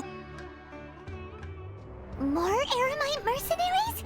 Who are they working for this time? Anyway, You were too careless. You should have noticed those hopeless amateurs trailing you a long time ago. There's no need to thank me. I've never cared to keep track of personal favors. All I did was correct a mistake I happened to come across. It's a habit I developed at the academia. You really gave Paimon a scare, Alhaitham. We never thought we'd run into you here. Last time we met at Port Ormos, didn't you say you were going back to the academia? Wait, don't tell Paimon that you're here to take us back on their orders. Oh, so you've already landed yourselves on the academia's hit list. I can't say that I didn't expect it. However, had I wished to turn you over to the academia, don't you think you'd already be the Eremites' honored guests by now? Oh, right. You do have a point. I have no interest in running errands for that project. As a scholar, I've always belonged to the camp that promotes researcher autonomy.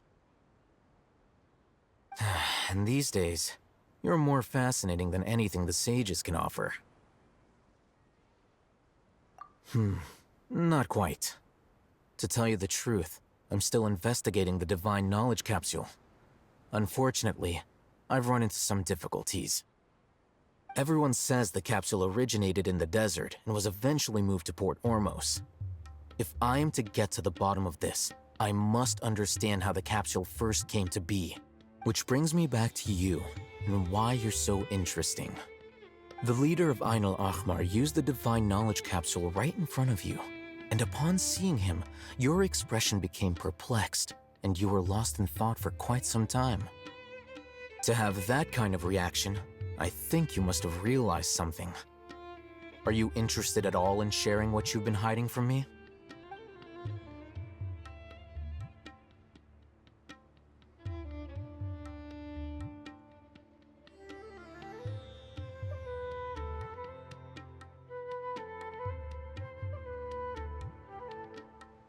Alhaitham, you really have a ridiculous eye for detail.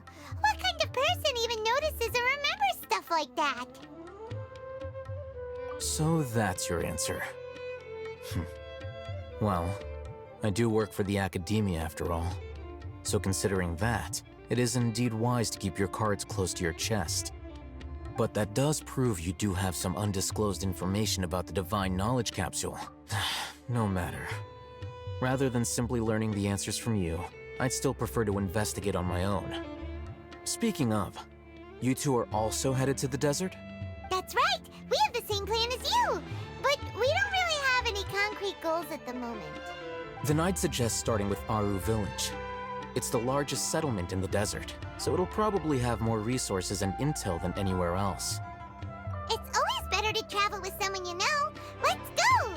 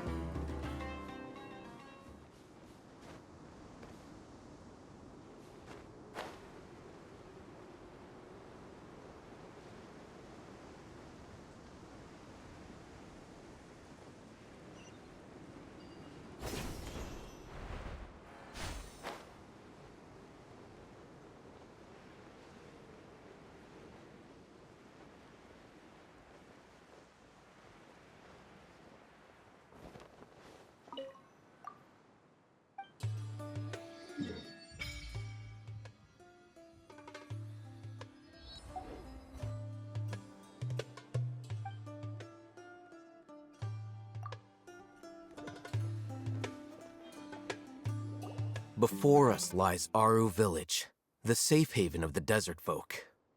Whoa, this landscape is really something else. What a cool...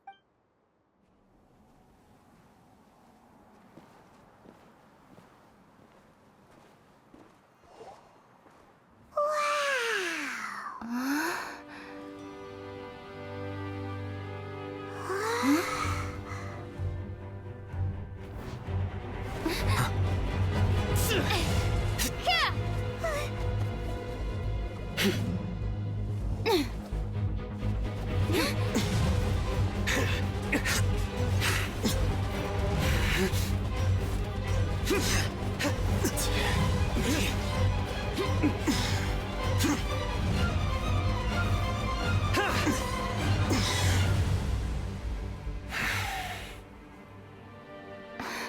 Sino.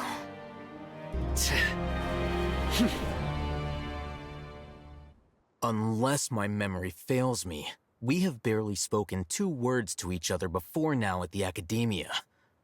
Would you care to enlighten me as to when and how I invited the General Mahamatra's wrath? Hatham, do not think you can escape my judgment just because you managed to escape my attack. Judgment? So that's how you'd characterize your actions here, is it? Or would elimination perhaps be a more accurate description?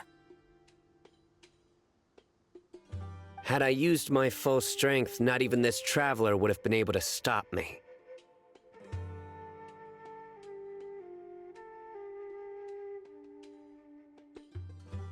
Though styled like an assassination, I sought only to ensure that my target would be unable to flee or resist. Standard practice for the Matra, as well you know. Seemed to me more like your own personal touch. Who is that, Alhaitham? Did you call him General Mahamatra? Yes. General Mahamatra Sino, head of all the Matra at the Academia. You seem to have placed a lot of trust in Alhaitham, to the point of blocking an attack for him.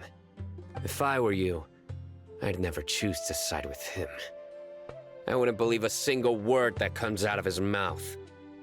I have been pursuing this scribe for a long time. I urge you, stand back and do not seek to defend him any longer. Otherwise, there will be consequences. Has Alhaitham done something wrong? Paimon doesn't think he's as bad as you've made him out to be. I won't waste my breath explaining things. Alhaitham, I saw it during our fight.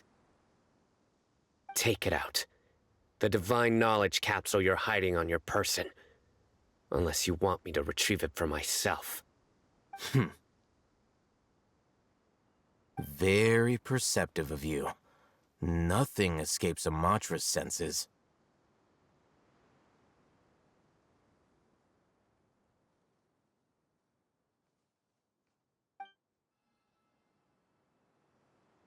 Wait, the divine knowledge capsule? Didn't it fall into the Matra's hands in Port Ormos?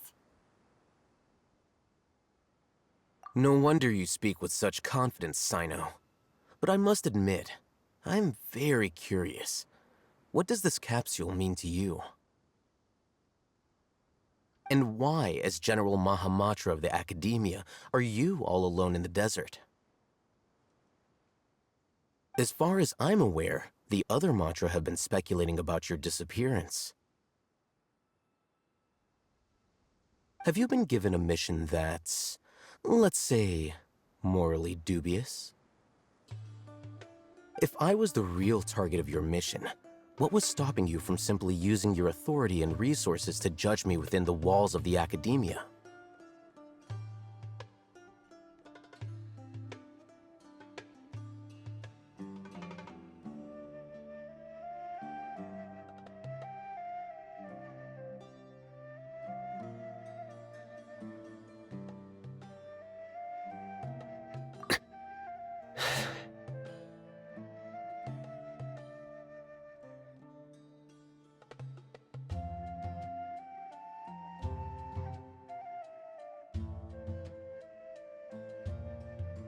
I should have known you'd be difficult to deal with.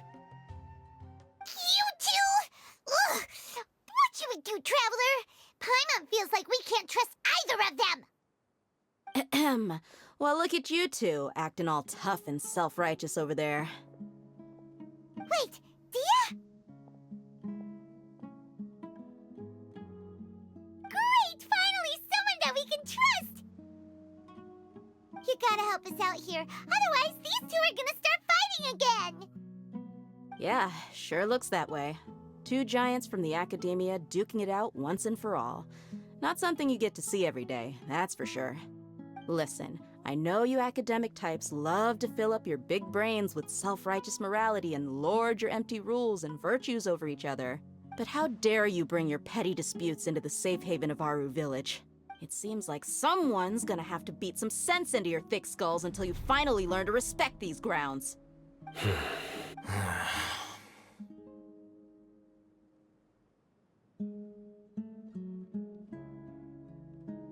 Hey, did either of you hear a word I just said? Whoa, what's going on? The wind's so strong.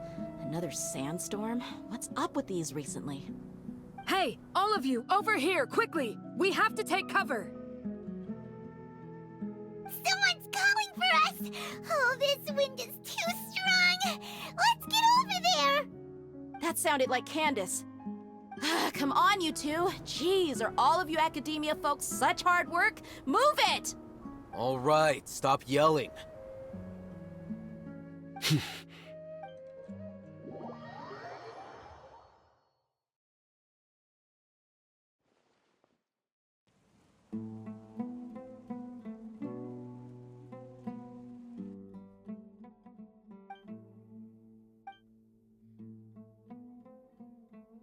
Well, this is pretty awkward. Hey, wanna play sardines with three people who wanna tear each other limb from limb?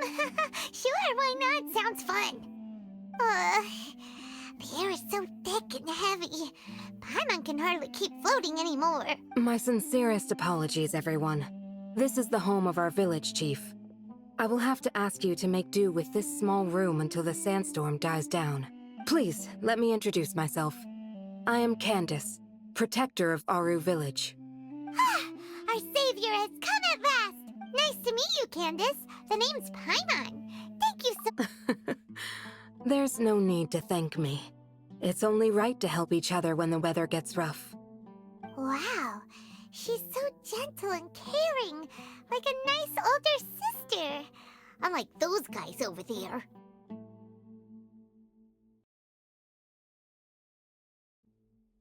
All right, now that we're all better acquainted, we should return to the topic at hand. As a guardian charged with the responsibility to protect my fellow villagers from harm, I was observing your conflict from afar, even before the sandstorm started.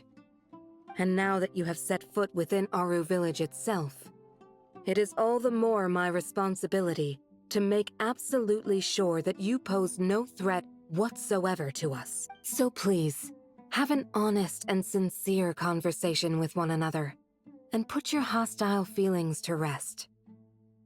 If anyone dares to start anything again while they are under this roof, I will not hesitate to send them out for some quality time with the creatures of the sandstorm. Oh, on second thought, Paimon may have misjudged Candace's character.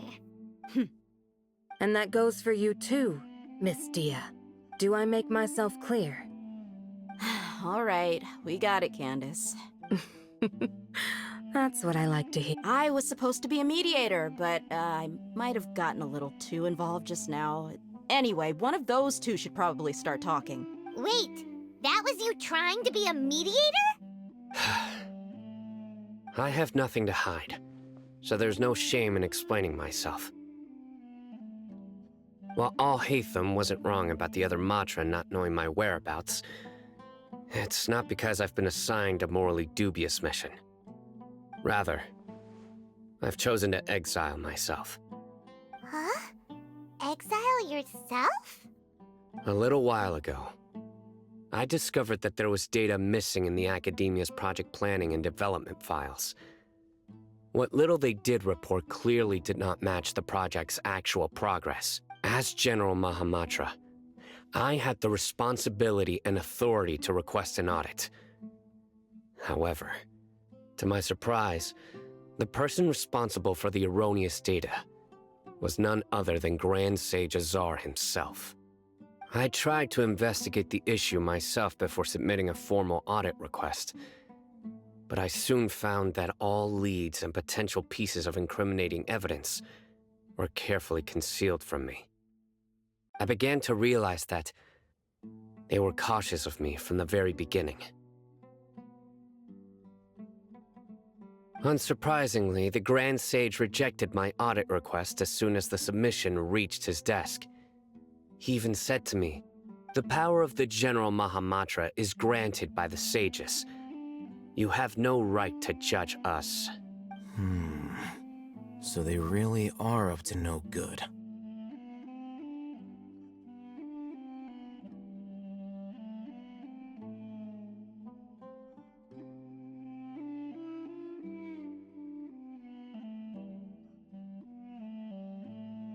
I realized then that to the Grand Sage, the Matra are nothing more than tools for the sages to assert and maintain their control over knowledge. The vows that we took, the principles that we strive to uphold, they are meaningless to the academia of today. I believed it would be wise to flee the academia before the sages had a chance to take action against me. This way, they can no longer see nor predict my actions. I will never give up on this investigation. There's no need for someone else to give me power or authority. Once I find the truth, I will administer judgment by my own name. Sino seems to have the same goal as us. We're all investigating the sages. Plus, now that he's no longer the General Mahamatra, he somehow feels a lot less scary. Well, Sino, if that's your story, then why did you see Alhaitham as a target? When I was investigating the matter in the academia, I overheard a conversation between Alhaitham and a sage. The sages asked you to investigate a blonde-haired traveler. Do you dispute this, Alhaitham? What? Like many parts of the project, this assignment was undocumented.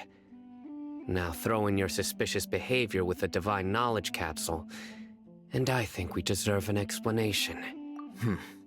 Yes. I was indeed tasked with investigating the Traveler. Alhaitham! After all, the promised reward was so great that hardly any scholar could have refused. The sage told me, once you've completed this assignment, I can give you a glimpse of divine knowledge.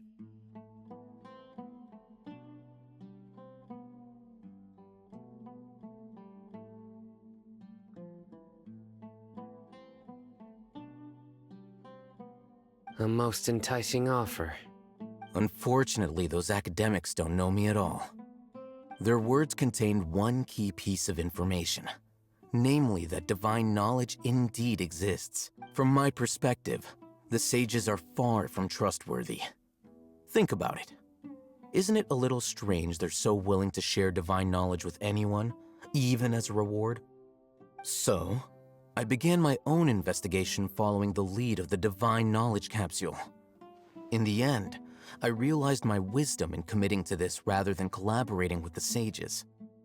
Had I been less guarded, I probably would have ended up like that Ain al-Ahmar mercenary, incapable of remaining sane for long enough to hold a conversation. You mean that the sages originally planned to dispose of you, using one of those capsules that drive people insane? I'd already given up on the assignment by then. I only told the academia I was waiting in Port Ormos for you to appear so they wouldn't suspect anything. So it came as quite a surprise when I encountered my erstwhile target while investigating the Divine Knowledge Capsule. Criminals do love to talk about coincidences. Even though I ran into the Traveler by chance, I had no intention of providing assistance to the academia. Also, you should remember, You were the ones who decided to follow me and strike up a conversation after I left that tavern. That's true. Alhaitham helped us out at Caravan Rebot as well. Maybe he's telling the truth. I'm willing to apologize, if that's worth anything to you. I took the Divine Knowledge Capsule behind your back because I judged its existence to be a significant risk. I felt that it would be best for no one to interact with it before it had been properly studied. After all, curiosity often proves to be the most dangerous thing in this land. You should be well aware, Scribe Alhaitham, that curiosity can also lead you to danger and suspicion. Answer me this.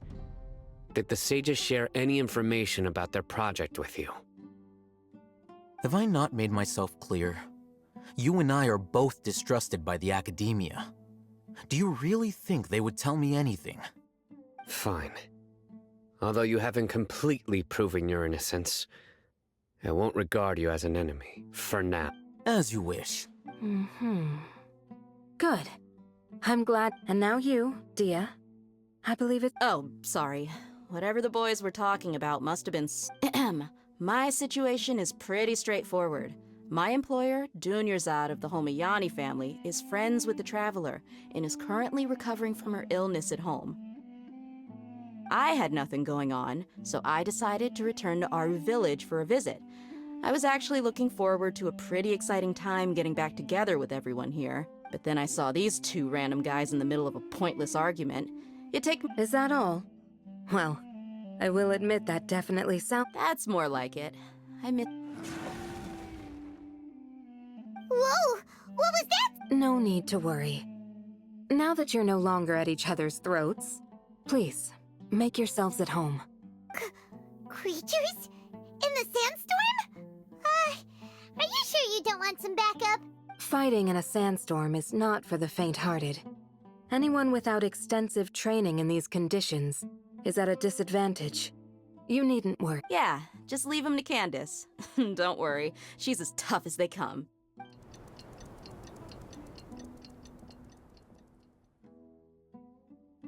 The winds died down.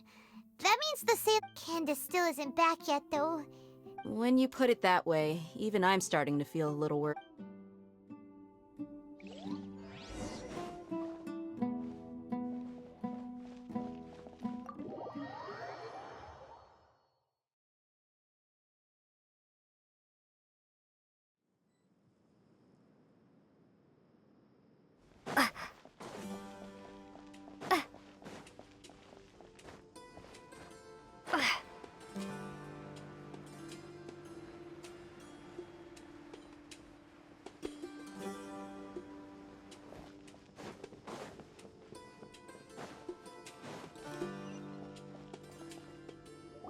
Whoa!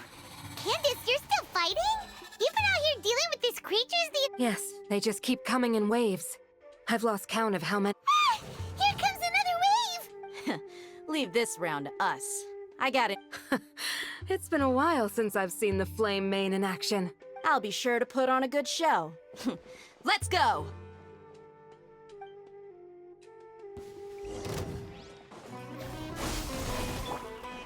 Enshroud! Final warning!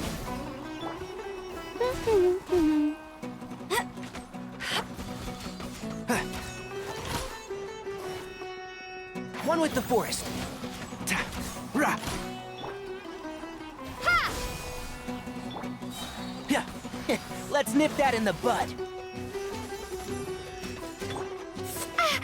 Maybe I wasn't meant for this world.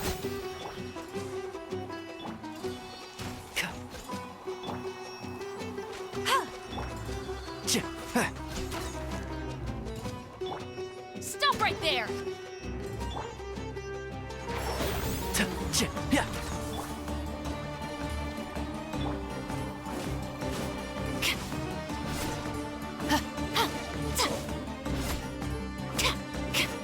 Final warning! No one escapes my sights! Enshroud! Yeah. comes another wave! When are they ever gonna let up?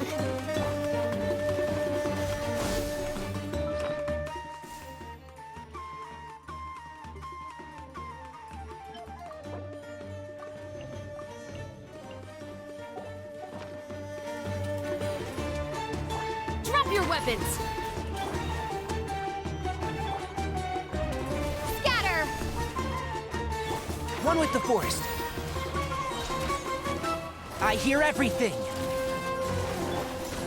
Justice will prevail! Stop right there! Propagate!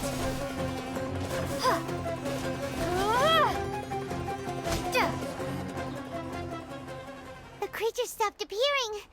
Was that the last of them? What we fought just now was probably the aftermath of the sandstorm. So we should be safe for the time being. Well fought, everyone. No injuries, I hope. Huh? Who are you? My apologies. I haven't had a chance to greet you yet. I had my hands full taking care of the village's elderly and children. I am the chief of Aru Village. Everyone usually calls me Uncle Anpu. Sir, I am also originally from the desert, but I have not been back for some time now. May I ask if such sandstorms are common? I can't say they've always been common, but recently the storms have become increasingly severe and besides sandstorms, we also occasionally get earthquakes. According to an investigator who stayed in the village a while ago, these unusual natural phenomena are related to the withering of... Another effect of Irminsul's withering. So, Irminsul's withering causes withering zones in the forest, and sandstorms and earthquakes here in the desert? Everything in the natural world is inextricably connected to Irminsul. These regional symptoms can indeed be a reflection of Irminsul's present state. Everyone in Aru Village needs to take good care of themselves. Speaking of which, why haven't I seen a single village keeper since I got here? Village keeper? Who are they? Does your curiosity know no bounds? Village Keeper is how Aru Village refers to mad scholars, exiled here by the Academia. Most of them are scholars who lost their sanity after a period of training in the Avidia Forest. The Academia believes that their crazed mutterings may have a negative effect on the psyches of other scholars. So, they're forcibly Alas, that's exactly what we've been trying to investigate. One by one, the village keepers have been mysteriously disappearing without a trace, but no one in the village has ever seen them leave. If you're planning to stay around the village for the... I've had encounters with those people in the past. I'll see what I can do to help. The Matra are the ones responsible for their exile. Now that you're no longer with them, are you trying to alleviate your guilt and atone for your past sins? Mock me if you will, but if you are guilty, I will eliminate you, regardless of my position or identity. Oh, you're the former General Mahamatra. You must be an expert in the... Is it because you're reminded of Hypatia? Oh, these poor scholars. First they lose their sanity, now this! But, is it really a good idea to tag along with Sino? You seem like you really don't trust him. I'll be grateful for the assistance. No doubt you will do a better job than some of my former subordinates. Let's start by finding a spot to share what we know so far.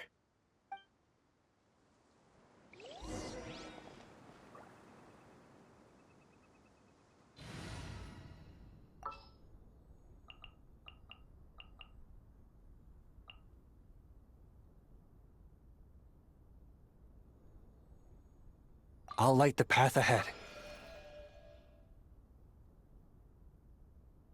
Ooh, you're taking me out?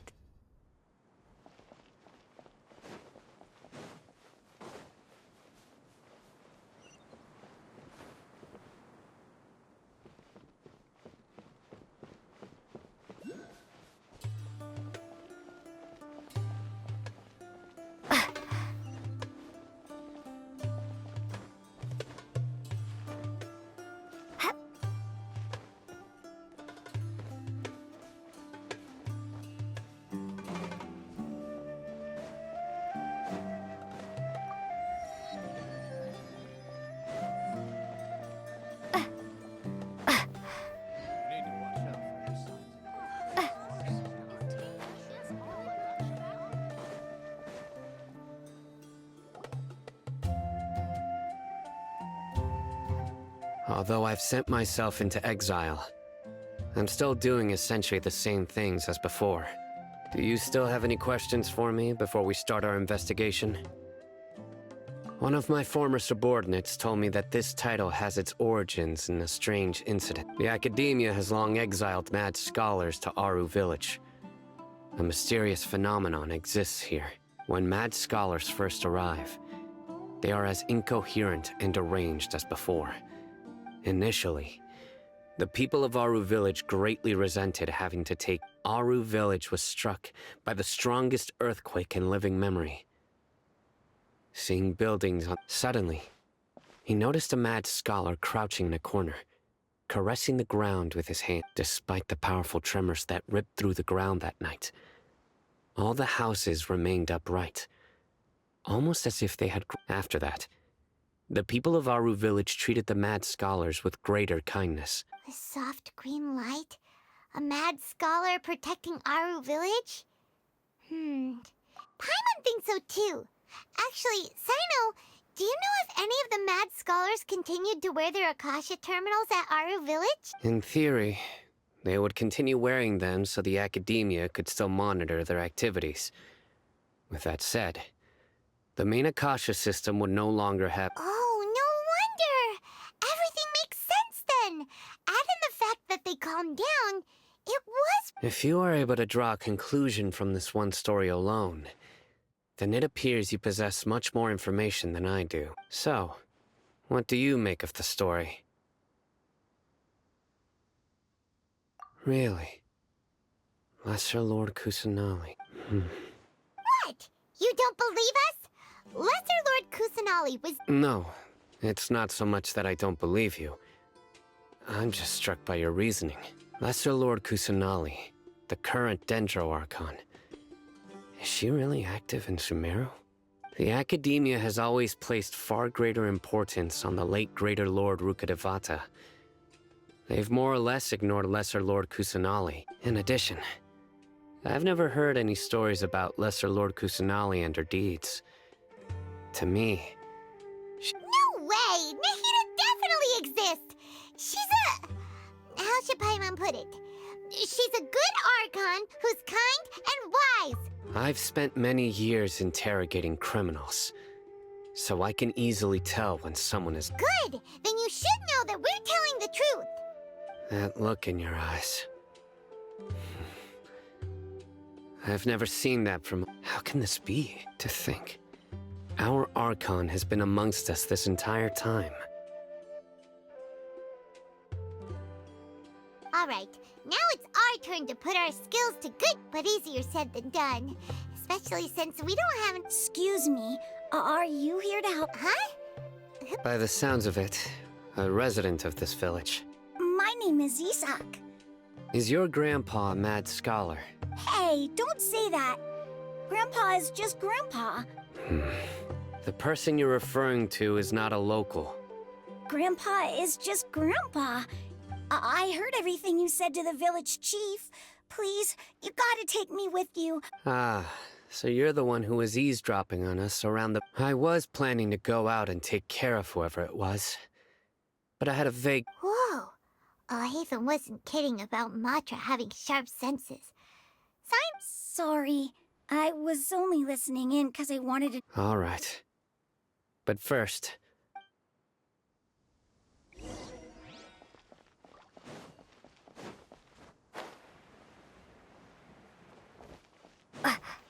I suppose wisdom is also a form of sin.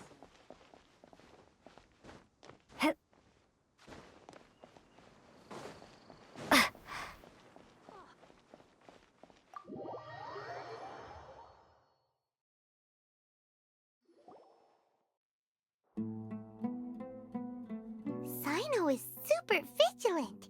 Is this what all the Matra are like? You're back already. We just wanted to confirm something with you. Do you know? I had a feeling he'd go looking for you. Huh? You knew this would happen? Yes. Although he tried his best to stay hidden, I still noticed him eavesdropping outside the window. He really wants to get his grandfather back.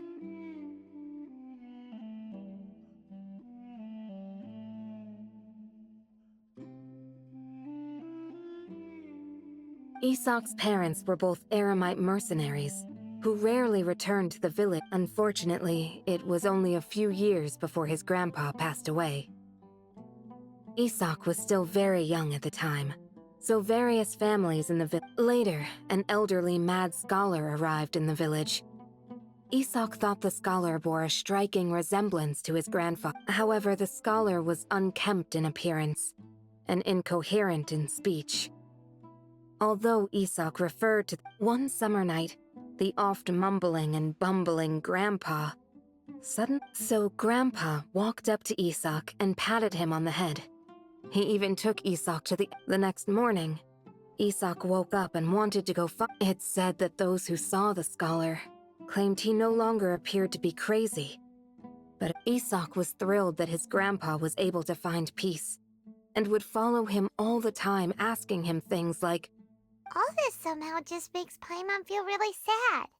It seems... Perhaps. Nearly everyone who lives in the desert. It's also my reason for fighting.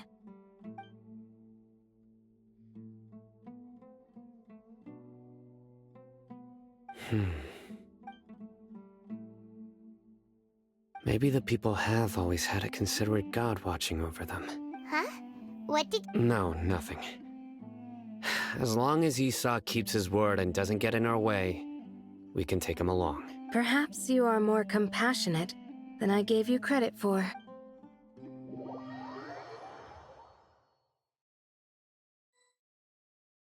Hey, Isak!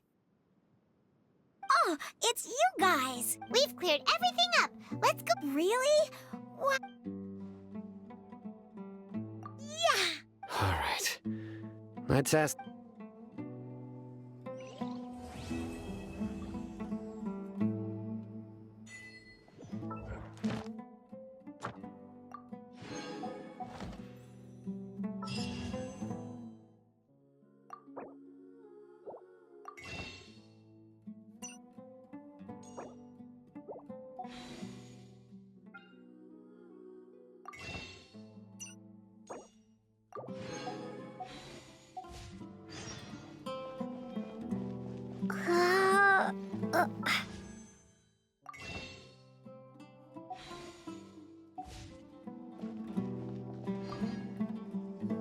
Excuse me, did you happen to see where the missing scholars went? You mean the village keepers? Oh, let me think. When I was eating dinner the other day, I saw one of them by the side of the road, muttering away and eating mushrooms and tree roots. They shouldn't go around eating that kind of stuff. Okay. Did you notice anything else? Anything else? No, I think that's all I have to tell you. Sorry.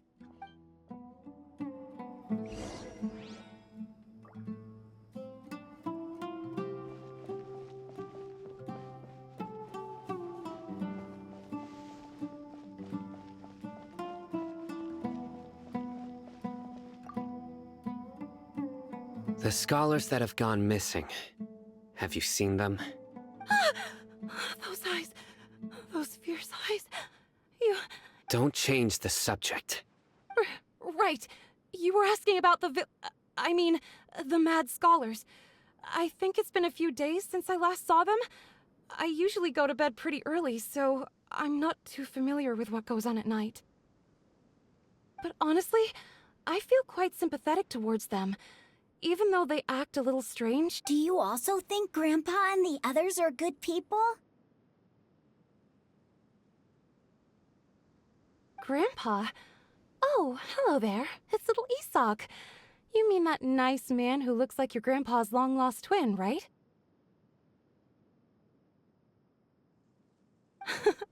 He was actually the one who protected my house. I saw it with my own eyes. He happened to be staying near my house that day and was doing something with his hands on the ground.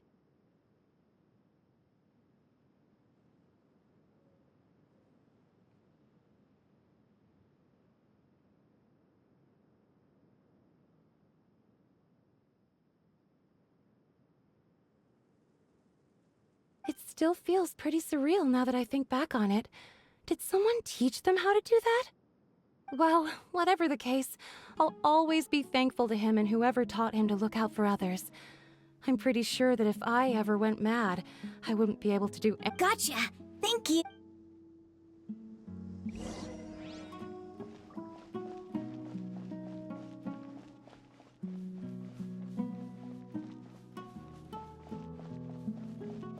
Stay safe and don't get hurt.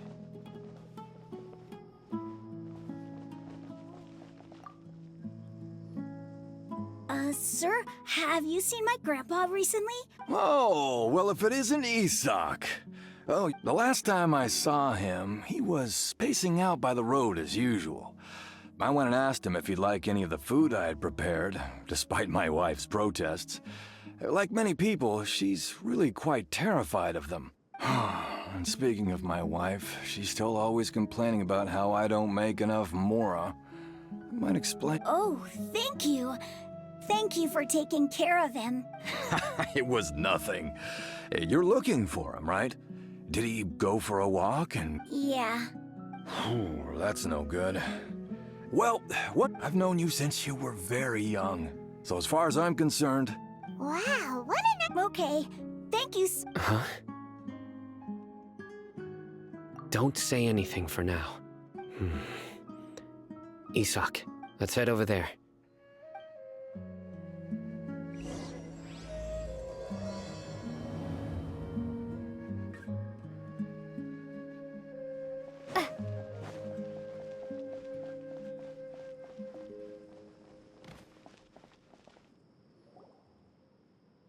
Listen, see if you can make out what they're saying. Have you heard? The mighty King Deshret, the sovereign of our faith, will soon return to— Yes, of course I have. King Deshret is the one and only true ruler of this land. Still, you say he's coming back, but... Haven't you noticed? The village has been getting more deranged scholars than ever. Delavar was saying that many people also went insane just before the fall of King Deshret's civilization in ancient times. We don't quite know why, but it seems like, isn't it a sign of King Deshret's power that all the mad... Huh. Now that you say it, that does make some sense. Does this mean... Exactly. Those city folks will get what's... Now, repeat everything you've just said from the very beginning. Huh? Who are you? My patience is running thin. You heard what I asked.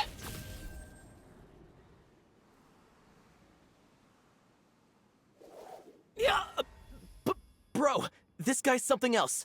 Let's not get on his bad side, okay? Okay, good sir.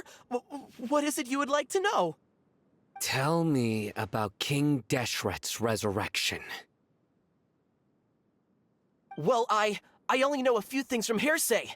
I went for a drink the other day and heard others talking about a rumor that the madmen will disappear and that King Deshret will return to this land. I'm not making this up, I swear!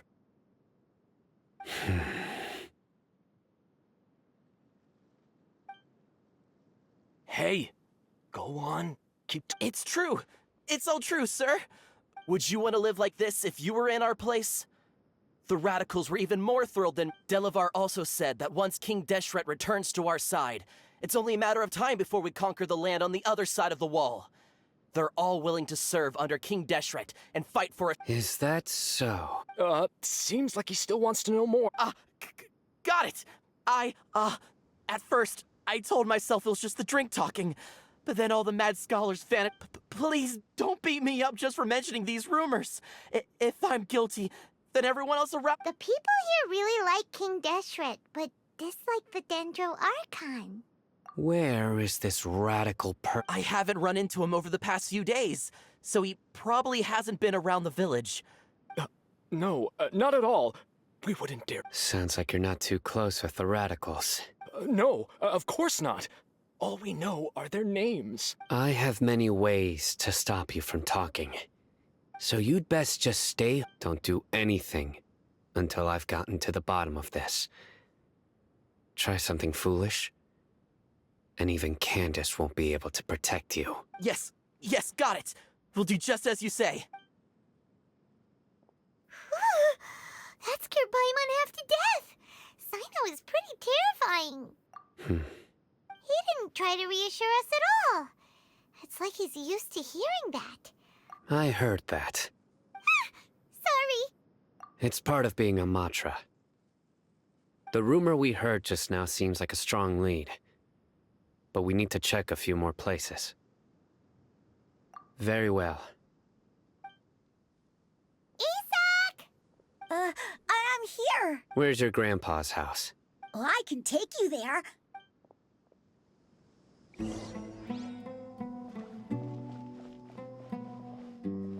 Join the Eremites and embrace a wonderful new life.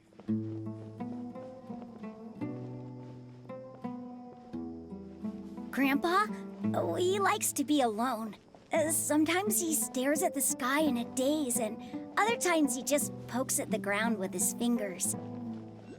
Every now and then, he yells out at the top of his lungs, so a lot of people are really scared of him. But he's a good person, really. I know he is. I swear, he's just like my real grandpa.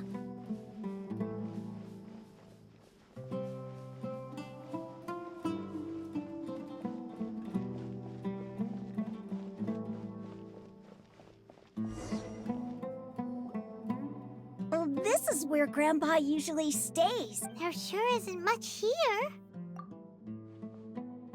No. Incense? Please don't. But are you okay? Are you getting dizzy or need There's a scent that you can sense, but I can't. a certain traveler here once passed out from that smell. Thankfully, Tainari saved the day. And then he gave us a long lecture to explain all about how it worked. So, you know Tainari. Huh? You know him too? Are you two friends? Yes.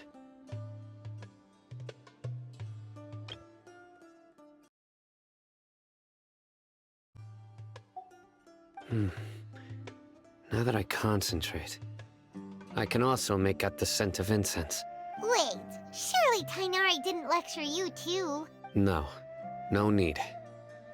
Did you first encounter this scent at Tainari's house? In the forest. From a scholar.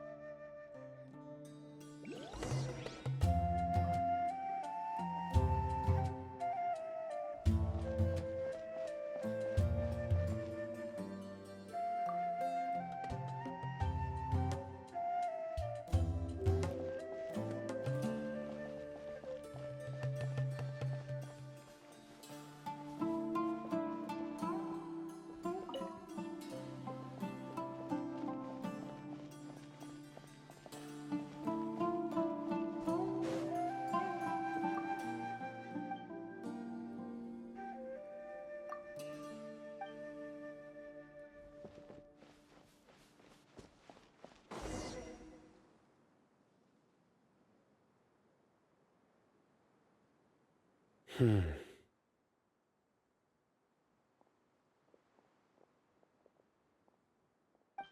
are you looking for, Sino? Here it is. Take a look right here. Although the traces have been completely buried in the sand from the size and shape, they belong to an adult male. This pattern is a common one from this area. The scent is quite faint, but still extant. But who would come looking for Grandpa? He doesn't have any friends. We'd have to ask whoever lured him away with the incense. Huh? So you can lure someone away with just a scent? Hey! What's wrong with liking good food? Everyone— Exactly. Most scholars are fond of incense, since the smell, even deep within the clutches of madness, they still yearn for their— No, Grandpa. So, someone's taking advantage of their weak— Are the rumors really true? Could the disappearance of all the mad scholars have something to— It's highly likely. Please, you have to save my Grandpa. Grandpa's never— Sounds like we'd better help get him back. Don't you worry, Isak. We won't let whoever took him get away with it. Let's head to Aru Village and inform Candace and the others about what we learned here. After that, we'll set off to find the scholars.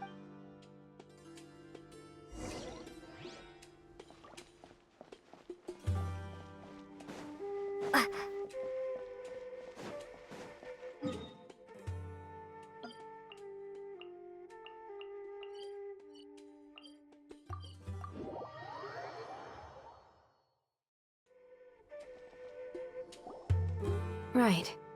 The dark fabric definitely looks a lot better. That'd be my choice, too. We're back, Candace! We've got a lot to tell you. Ah, welcome back. Sounds like everyone's friends already. Oh, Dia's here too! You bet. So, Reasonably. Alhaitham didn't go. We haven't seen him at all. Huh. I saw him around the village entrance earlier and figured he was investigating with you. Did you find out anything useful? I see. So, someone used a kind of incense to lead the exiled scholar. The resurrection of King Deshret? First I've heard of it. Far as I know, the kind of incense you just mentioned is only popular beyond the wall. Scholars are fond of it, but as you can see, there aren't many. Not to mention making incense is a labor-intensive process. You won't. It seems someone from beyond the wall must. Makes sense. So what should we do then? Do we go back to the If it was any other day, that would be your next logical step. But today, didn't you say that the villager got his news from the tavern? Well, If Paimon remembers correctly, yeah. Delavar, the scar-riddled bandit, Engur... These guys have one thing in common, and that's being broke. The rougher life gets, the more they want to believe in King Deshret. Way they see it, King Deshret's resurrection is... Throwing all of Sumeru into chaos is the only way to change the way of life here in the desert. Tia! You're amazing!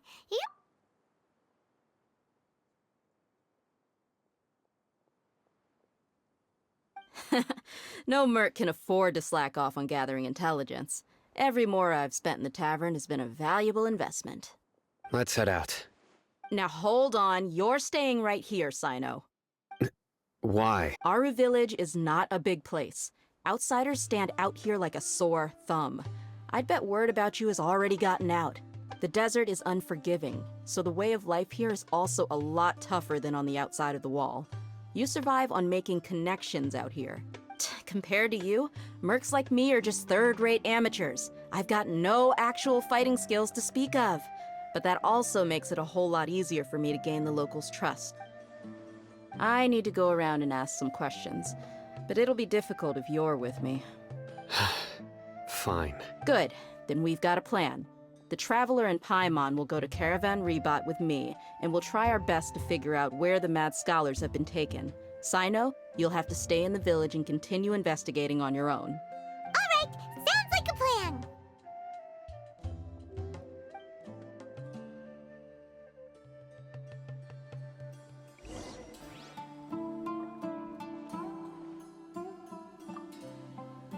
Sino, please don't take offense.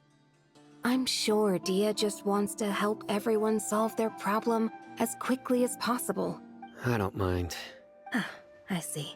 Well, from the way you were staring out into the distance... No, I'm used. It's natural to fear strength. I take no objection to it.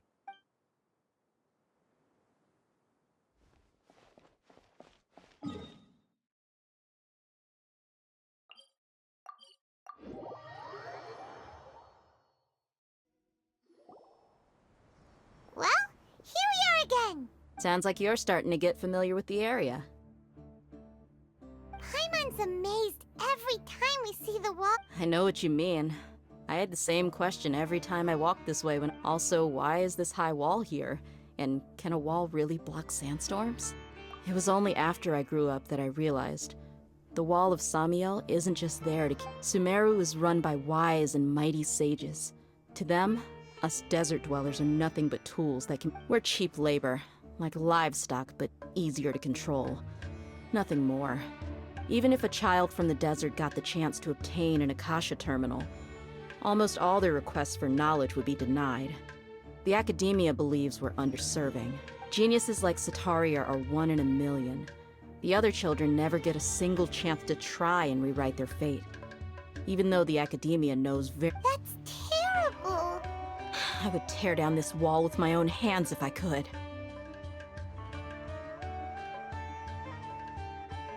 Hey, Dia, No, not at all. This place just gets me thinking. Besides, we're here to procure information, aren't we? Yep, we gotta catch those. Shh! Caravan Rebot is crawling with people, so be careful what you say. We don't want anyone to find out. Our mission started the moment we arrived here. Let's go check out the tavern. Maybe we'll find some...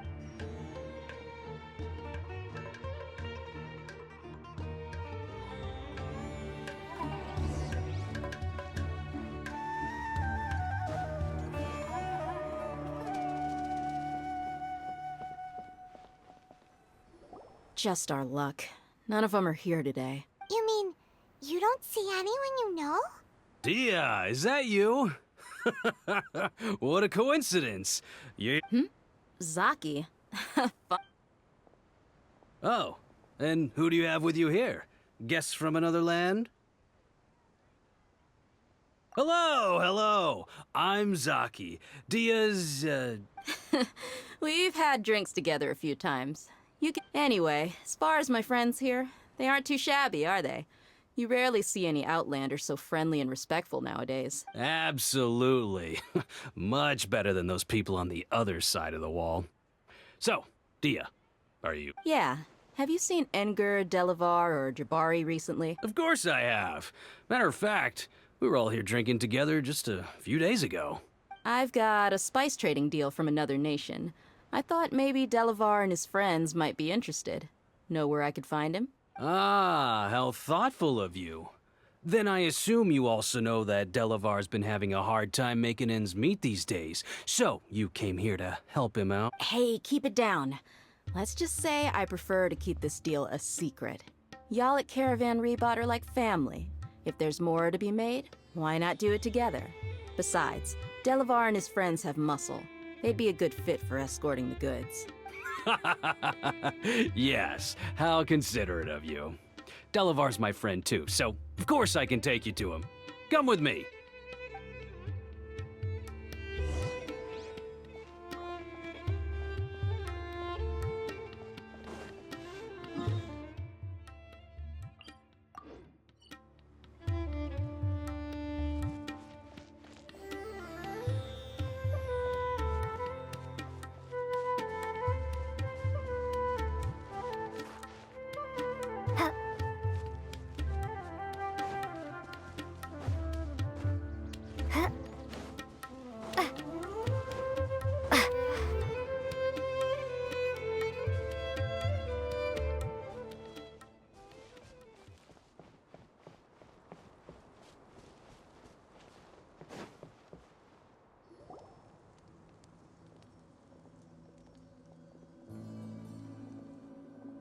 Are we there yet?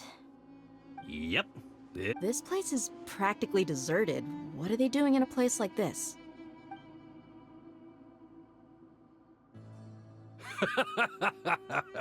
Why don't you take a guess? Go on. A wild stab in the dark. Oh no! It's an ambush! What's this all about, Zaki? Come on, Dia. You really think we didn't hear about what you said back in Aru village? The boy... Not only do I know that you're looking for Delavar, I also know that you've teamed up with people from the... So, you've been watching us from the very beginning? Uh-oh. I knew leaving Sino behind was a mistake. And you left the strongest one in the village, didn't you? Who do you think you... So you and Delavar have been partners... But you got one thing. If that's the case, then I'm sure Delavar wouldn't... I'll be honest with you. If it weren't for what you said in the village, your little monologue about the Wall of Samio would have convinced me that you're one of us. Delavar. And Engur. You're here too, huh? Long time no see, Miss Mercenary. You should have known the traitors are what us followers of King Deshret despise them. Dia, I thought that you, a fellow desert dweller, would understand. Yeah, gee, what a missed opportunity. See? There you have it. Mercenary. You're not wrong. Mercenaries are driven by Mora. Enough talking! Get him! Just as I expected. Let's teach him a lesson, traveler. Following orders. order. New punch. Ha! And Shroud! While the light shines bright. Try not to enjoy this too much. Scatter! Yeah! Yeah! Take that! Germinate! Huh. Duh. Ha! Ha! Ha! Yeah! Yeah! Yeah! Duh. Take that! Ha! Ha! Yeah! Yeah! Ha! Yeah! Ha! Scatter! Duh. Yeah! Go get him, Aiden!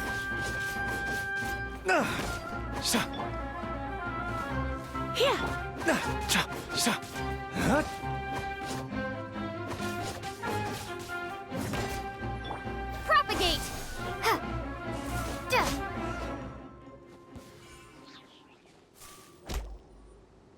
Impossible!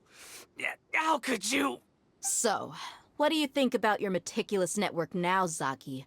How did you say it? I'm guessing your informant told you that I'm just an incompetent merc with no real fighting skills, correct? I mean, that is what I said after all. And of course, you would believe everything he reported. The only thing you know about me is that I'm a mercenary, but you've never seen me in action.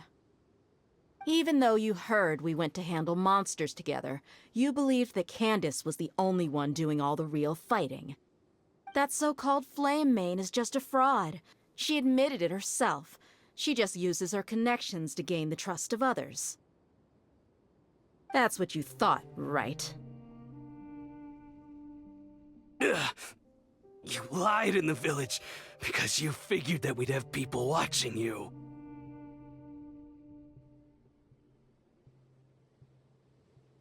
And you were stupid enough to fall for it.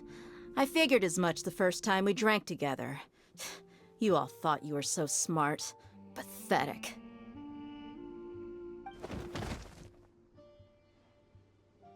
Okay, that should be all of them. Whoa! So you've been planning this since we were in Aru Village?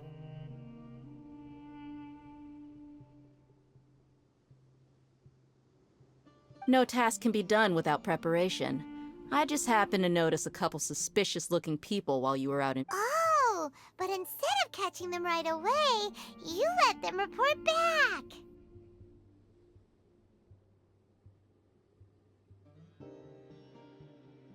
Those two who were snooping around were just a couple small fries.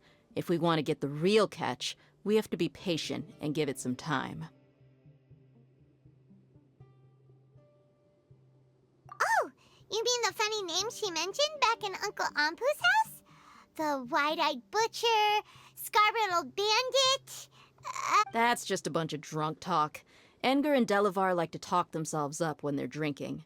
Edgar, the wide-eyed butcher, and Delavar, the scar-riddled bandit, are the nicknames they came up with for themselves.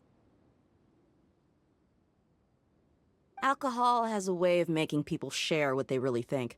So Edgar and Delavar are always rambling in the tavern about how King Deshret is a superior deity. What about Zaki? He's just a numbskull who fell right into our trap. Zaki was probably the best hidden of them all. My initial plan was to find Delavar first, and then try to track him down. That's what you wanted to ask when we were at Uncle Anpu's house, right? Jabari is one of the villagers you talked to.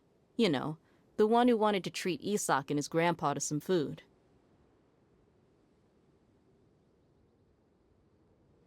Wait, so he's a radical too? No, he isn't. I just needed to tack on a random villager name to make the eavesdropper think that I was making some wild guesses based on my impressions. Wow, what a genius idea!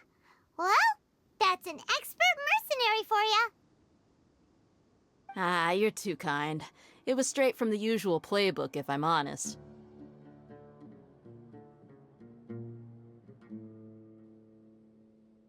So, that thing you were saying before, is it really true?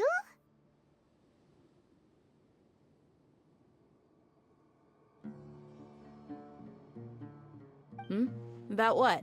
About how mercenaries only care about Mora, and that anyone's a friend as long as there's a profit. Does that bother you?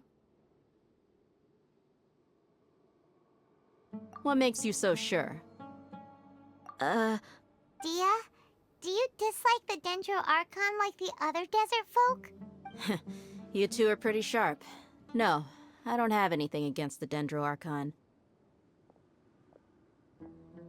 I've heard a lot of nice things about the Lesser Lord from Dunyarzad. I can understand her devotion and gratitude.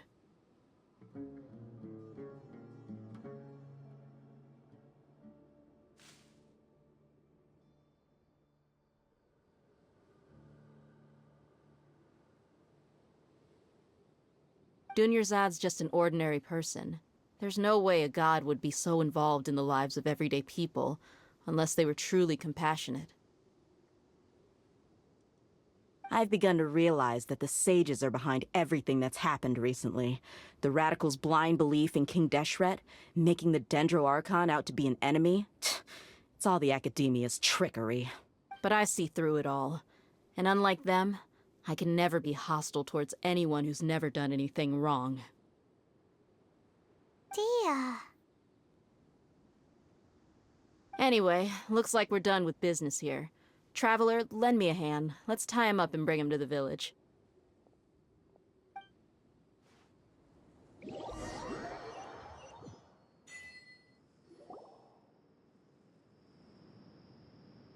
This should be all of them. I'll let you take it from here. All right. I'll be in touch. Until then, please stand by. Candace, do you need any help? Candace will be okay on her own. I trust her, so you can too. She's been guarding Aru Village for quite some time now. If anyone is qualified to question the offenders, it's her. While I'm questioning them, why don't you pass some time by exploring the area? I'll meet you back here tomorrow morning, Traveler.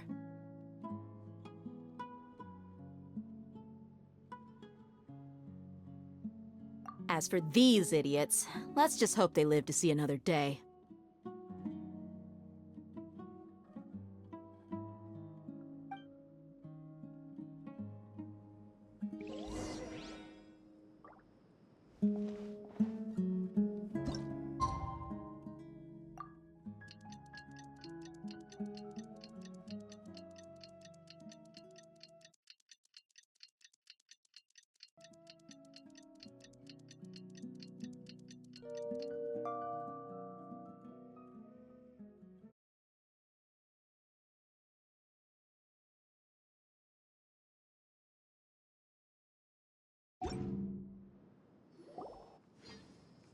Hey, Dia!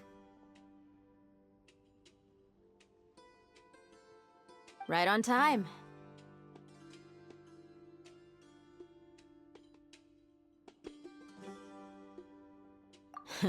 We'll know any moment now. Paimon's been wondering. You seem to know Candace pretty well. Have you been friends for a long time?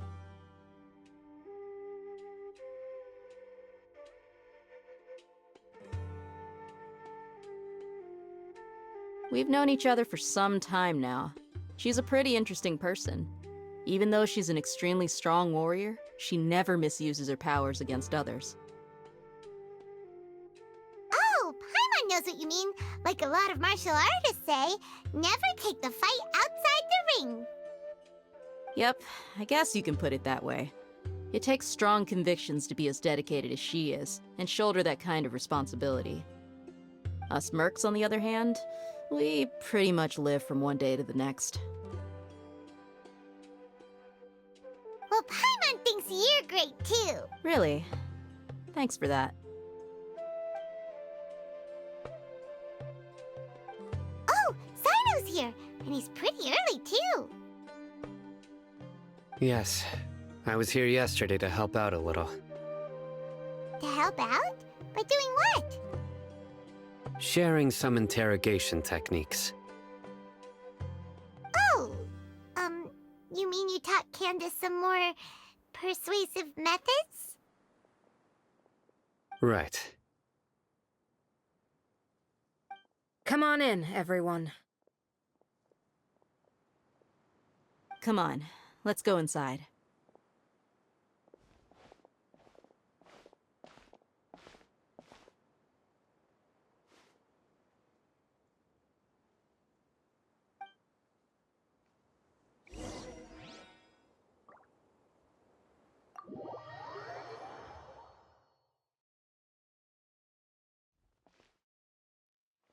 Candace, where?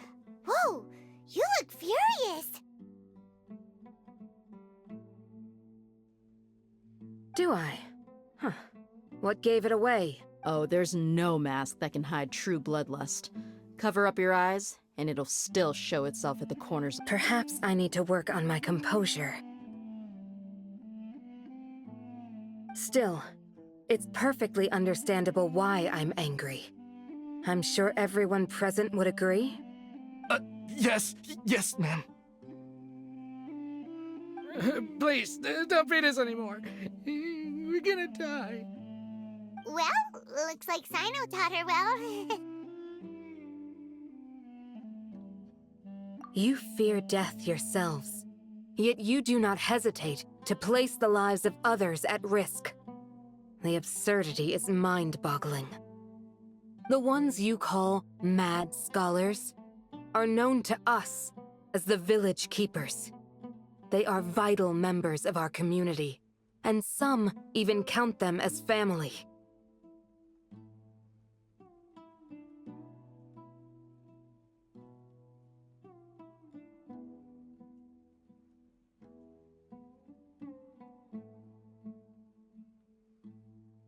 You come here to my village and treat my people as nothing more than stepping stones towards your goal. Tell me, what would you do in my position? Mercy! Please have mercy! You've made your bed.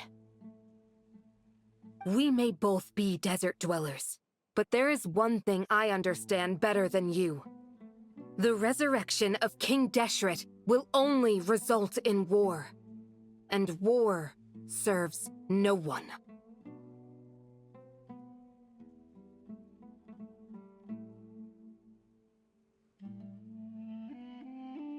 The people of Aru Village care little about which god is in power. Life may be tough and tiring, but we wish to preserve our way of life.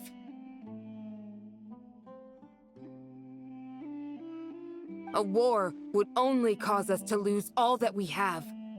And that is not a responsibility that you can afford to shoulder. We understand. We're sorry. I'll tell you everything I know. Please, just let us go. I'm listening. You might not believe this, but it wasn't us who came up with this idea. Someone was spreading rumors in the tavern. That's how we ended up hearing about Some mystery man told us that mad scholars will make the perfect sacrifice to usher in King Deshret's resurrection. They're called Village Keepers. Slip up again, and you'll regret it. Yes, sorry.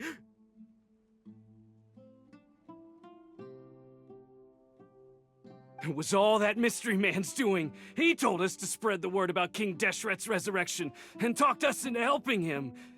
In return, he said he'll help facilitate the... I'm not sure. That's one. Huh? One what? Strike. You get a total of 3. Then, you die by my hand. Wait, I'm telling the truth. We don't know anything. It was all... 2. He got us to lure them out of their houses in the night with some kind of incense. We take them to a junction outside the village. Then the mystery guy takes them from there. You gotta believe me, please. I'm telling the truth, I swear. That was indeed the truth. Traveler, go on.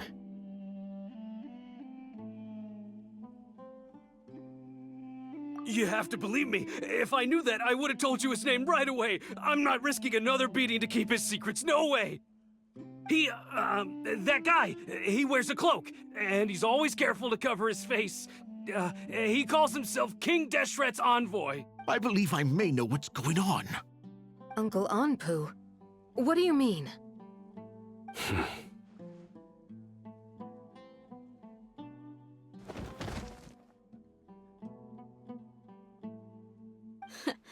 Smooth.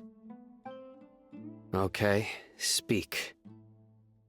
If my suspicions are correct, this mystery man they speak of could be from the Academia.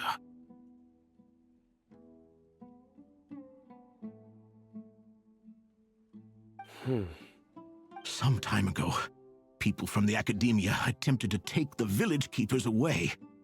I refused, insisting that they are part of our community. It strikes me now that this secretive character shares the same goal they had. Which means it's highly likely that the Academia was purposely spreading a false rumor to trick the radicals into delivering the village keepers right into their hands. They were the ones who brought them here to begin with. Now they're trying to take them back? We aren't gonna let that happen. Not the Academia again. Just as I thought. But what could they want with the village keepers? People are nothing but tools in the eyes of the Academia. A change in their plans likely means they found another way to exploit the scholars. Regardless, our top priority now is locating the village keepers. You're right. Isak is still waiting for news on his grandpa. Time to go. Let's leave the village and try to track them down. Yes. Pack up and get ready to leave. You got it. Candace, I'll let you deal with the radicals. All right. Let's meet back here once everyone's ready.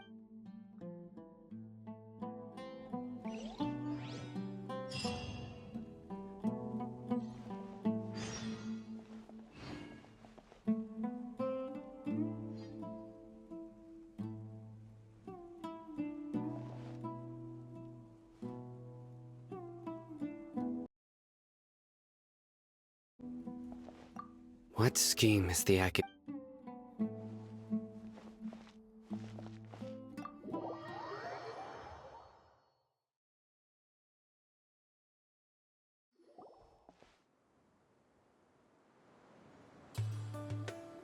Let's get some food in us and then we'll... Whoa!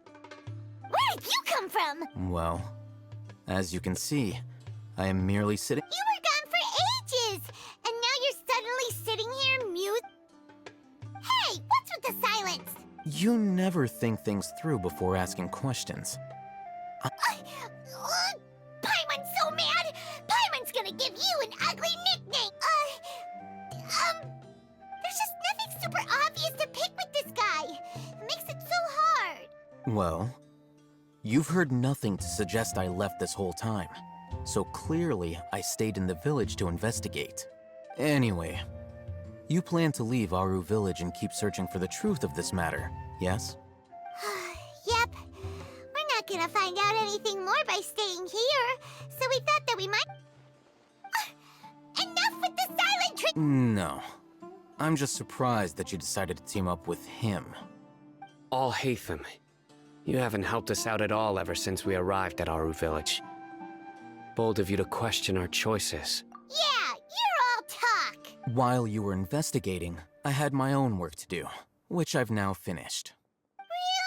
Paimon doesn't believe you. To be honest, we aren't really a team, so I have no obligation to inform you of my whereabouts. Not to mention that going separate ways allowed me to find some important information that you all had missed. Huh?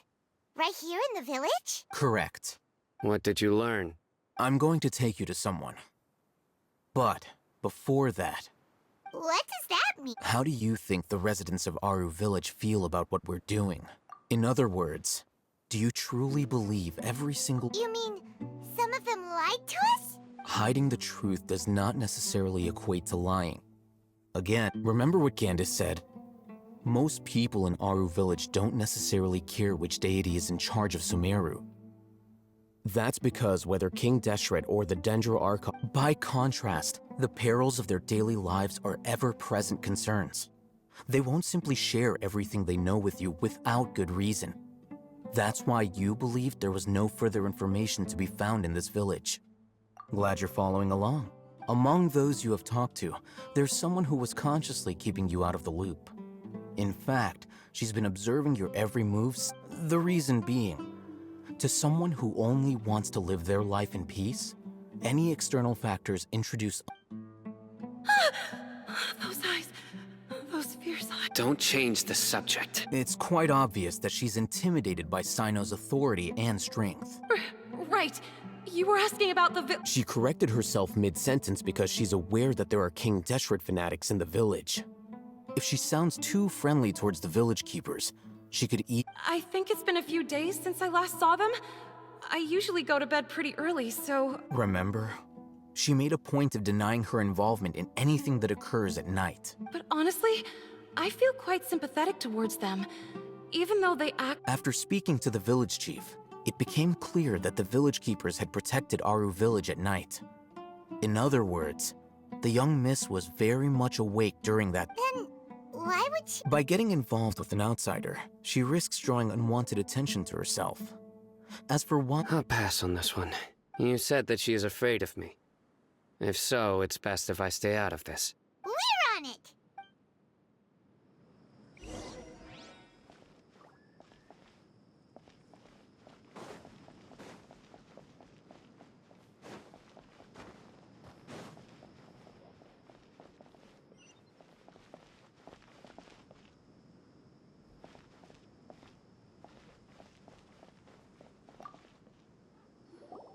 Miss Shawnee, as we discussed earlier...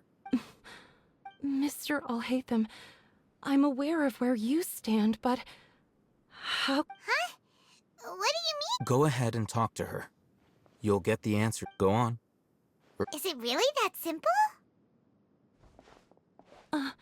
May I call you hi, Traveler. I want to ask you something. Do you think the resurrection of King Deshret can truly change Sumeru for the better? Why's that? That's very similar to what Miss Candace says. I know you two are friends. That's why I'm willing to talk to you, even though I do have some reservations. Before, I wouldn't even have the courage to ask something like this. Traveler, do you believe our lives will get... Yeah! We came here from another nation, so it isn't wrong of you to be weary. And we aren't really residents of any one nation. But even so, we've met lots of people from different places, and we've always fought for what we believed in. We have friends in Sumeru, and we want to help them. That's why we decided to stay here for a while. I want to trust you. My apologies for posing my questions like that. To be honest, I didn't expect you to come back for more information. Alhaitham told us you have your reasons. It's okay. We understand. The fact is that only one side of my family is desert folk. I don't really fit in anywhere in Sumeru. Some believe in the Dendro Archon, while others believe in King Deshret. I don't belong to either side, and neither side would want me. Speaking of which, the Radicals mentioned that they despise traitors.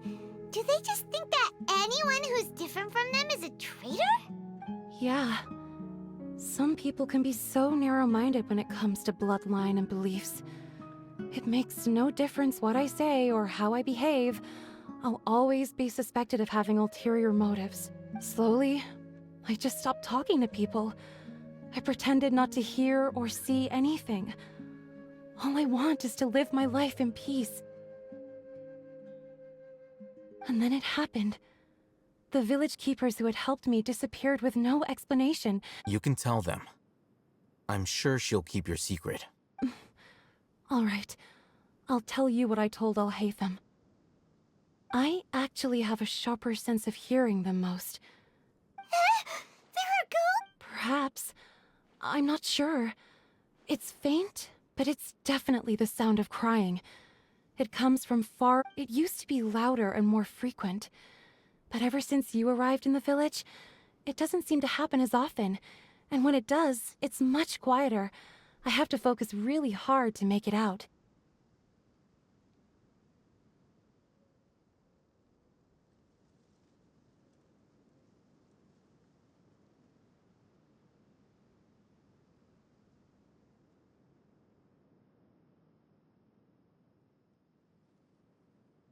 I confirmed this with the guards on night duty.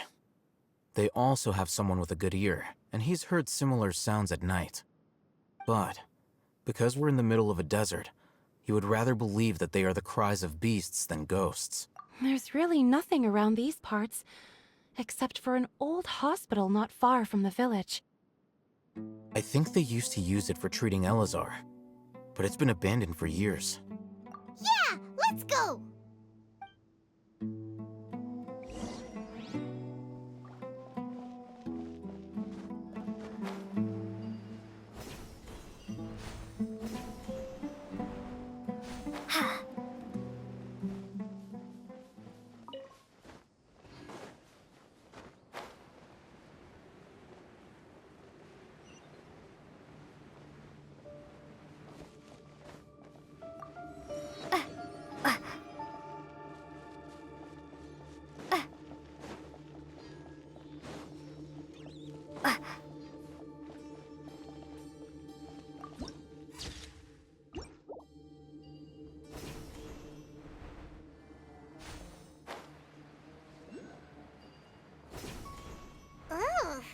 Is this the place? It's in terrible shape. Ah! Monsters! Watch out!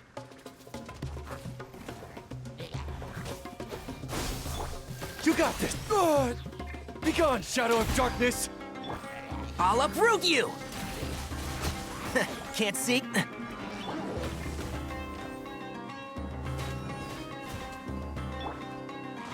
Spring forth!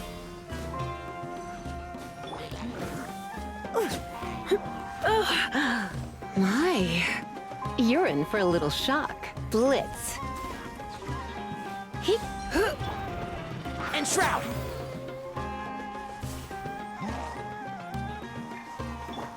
While the light shines bright! Huh? Come a little closer. Yeah.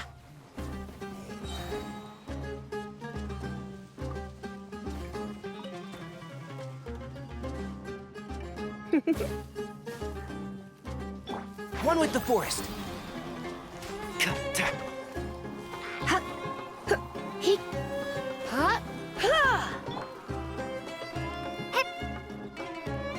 Scatter!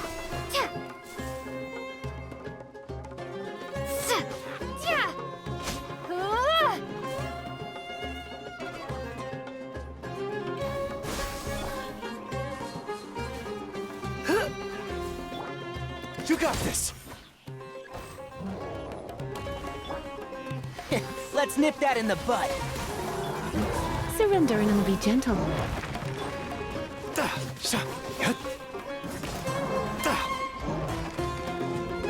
Go get him, Aiden! Light compels you!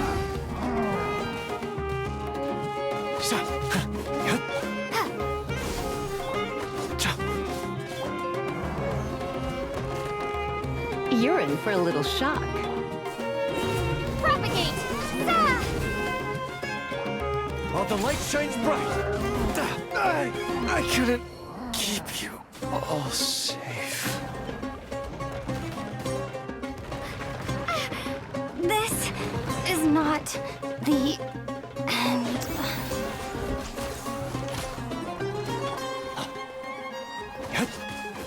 You got this!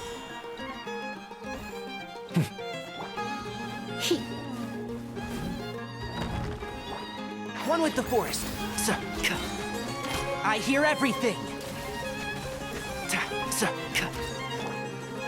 Go get him, Aiden! Yep.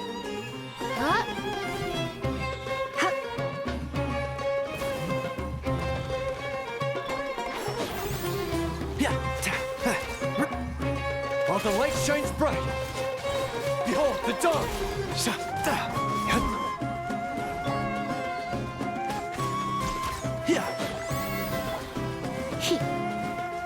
You're in for a little shock.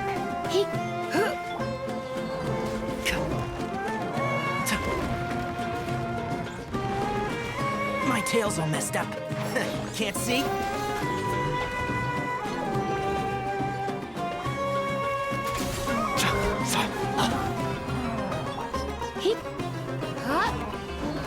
Let's nip that in the bud. They were easier to deal with than Paimon had super strong bandits? He looks super serious. We gotta stay on our A game too. This is the one.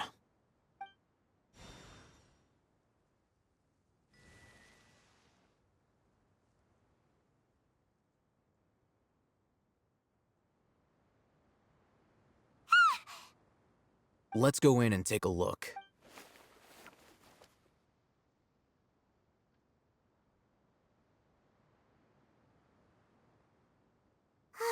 Hey, Hatham, we haven't found squat. Patience.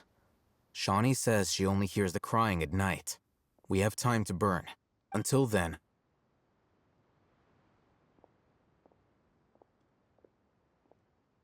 I'm taking a break. And just like that, he sits down. What are you reading? Let Paimon... Okay, sure. Huh? So, Oh, Paimon gives up. You keep reading your book. See ya! How is he so relaxed? Look at him, reading an impossible book in a creepy place like this. Hey, what good is that gonna do for you? You're acting like one of those annoying grown-ups who go around nagging people to focus on their studies. Hey, what gives? Shouldn't you be the one providing for Paimon? Oh, right. Okay then. Thank you for working so hard and earning so much more. If it weren't for you, Paimon would probably still be floating around in the ocean somewhere. Thank you.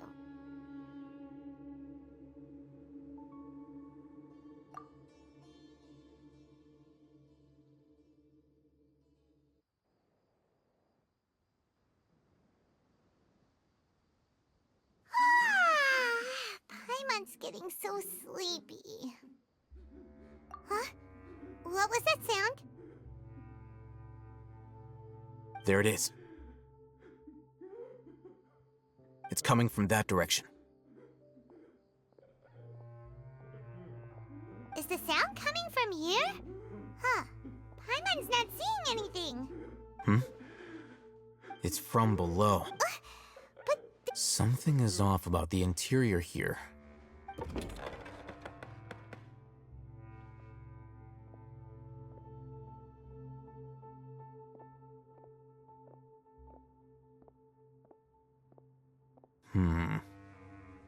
As I thought.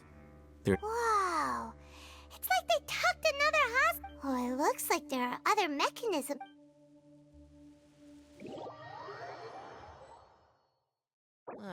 It's so hot. Even a mist flower would melt in this heat. Now that I think about it, it wouldn't. But you get what I mean.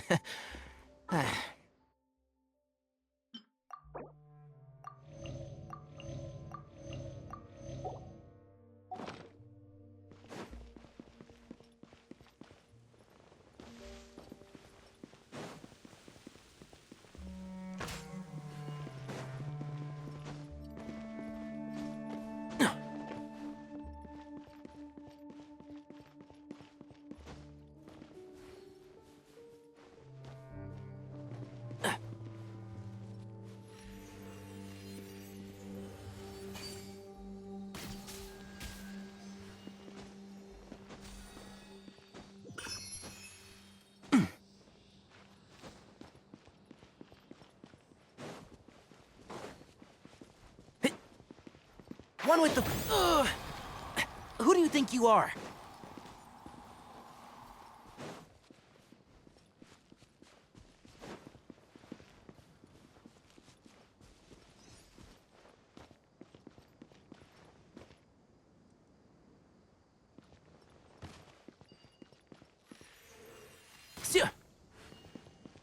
Keep up.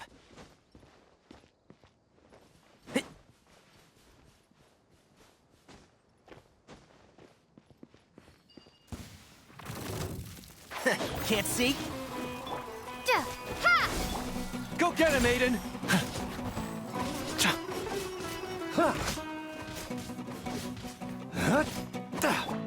Scatter!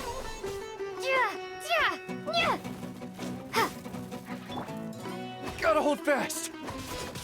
While the light shines bright!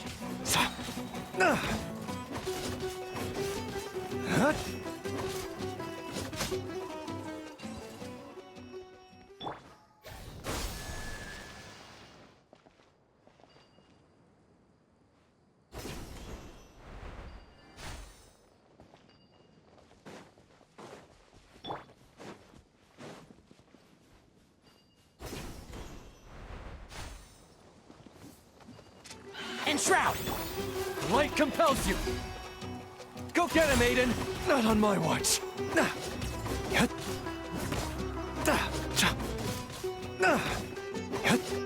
Come a little closer.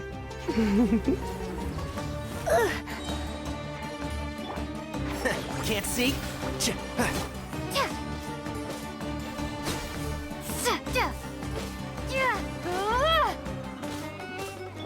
You got this! One with the forest. Yeah. Propagate! Spring forth! Try not to enjoy this too much.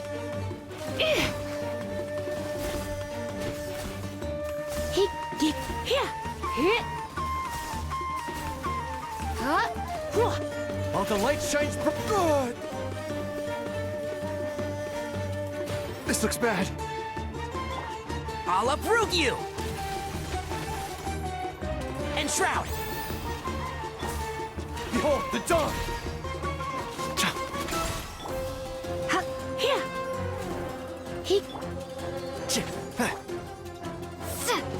Scatter!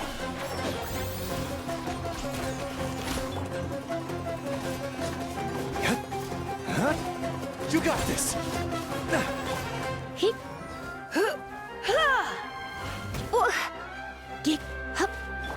One with the forest.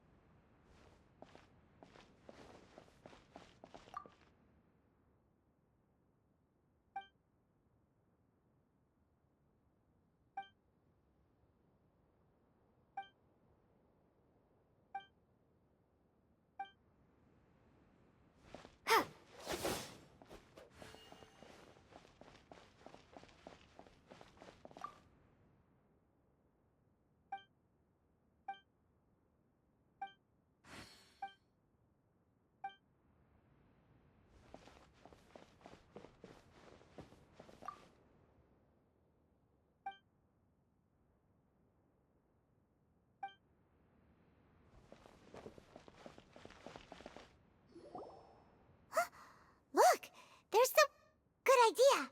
Let's approach it.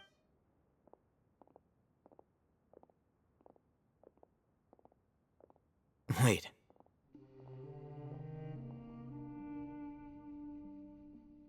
You're... He can't speak, and his eyes are also, why is he the only one here? Didn't expect to see him. You're know him? He's Razak, a senior of mine at the academia. He's a scholar too? Is he the kind that holes up in a forest and mumbles stuff about training? No. And that's the problem. Razak was never involved in any of those things. He never trained in the forest, let alone reached... Leaving that question aside for the moment, him being here alone means that we might be too late. Looks like they've already taken everyone away. For whatever reason, they left Razak here. There are drag marks on the ground. They're clearer by the doorway. Someone was forcefully drawing a cart that was loaded with something heavy. Loaded with That is one possibility. It looks like they were in a hurry, as if they were afraid of being caught. In their haste, they failed to notice Razak hiding in a corner. The symptoms are identical. Looks like we found living proof. Huh? Allow me to jog your memory. Recall, don't you think his symptoms look familiar?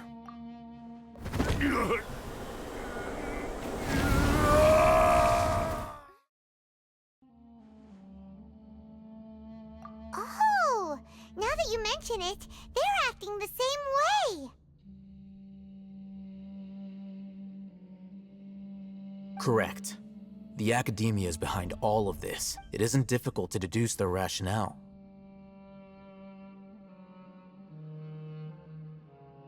First, the academia spread a false rumor of King Deshret's resurrection, emphasizing the role of the village keepers, the mad scholars who were exiled to Aru village.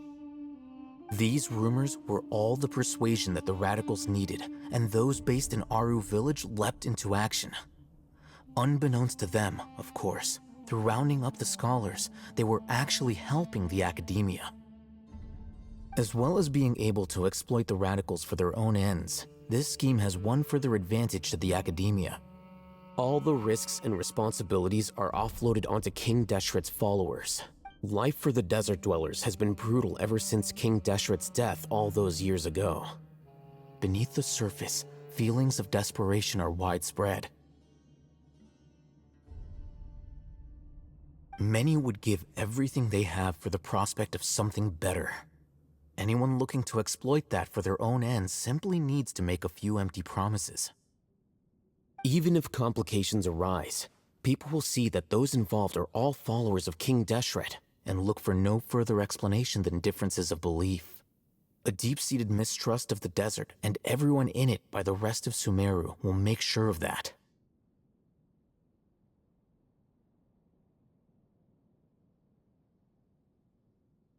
The notion of an academia plot wouldn't even cross their minds.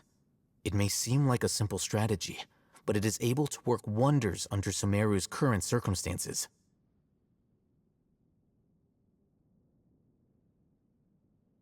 Oh, that makes a lot of sense.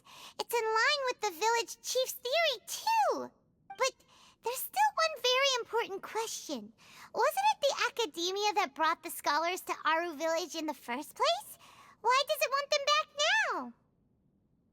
Throughout this process, one thing has changed. The scholars' identity. First, they were scholars. Then, they became lunatics. After that, they were exiles. And finally, they become missing. An exile is still patently a living, breathing human being. But when someone becomes a missing person, that is brought into question. If you can't find someone, you have no way of knowing what exactly happened to them. That makes missing people an ideal resource.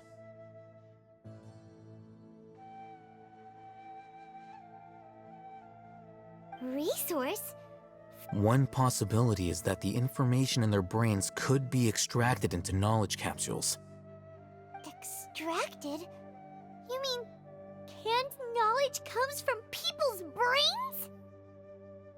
With the technology of the Sumeru Academia, it's entirely possible. Perhaps the process caused them great suffering, which is why they cry out in the dead of night when no one is watching them.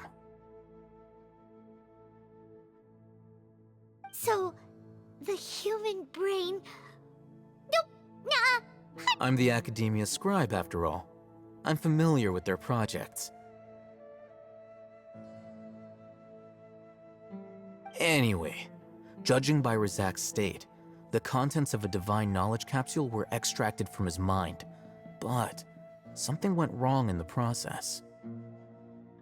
Or perhaps his curiosity got the better of him, and he used such a capsule for himself.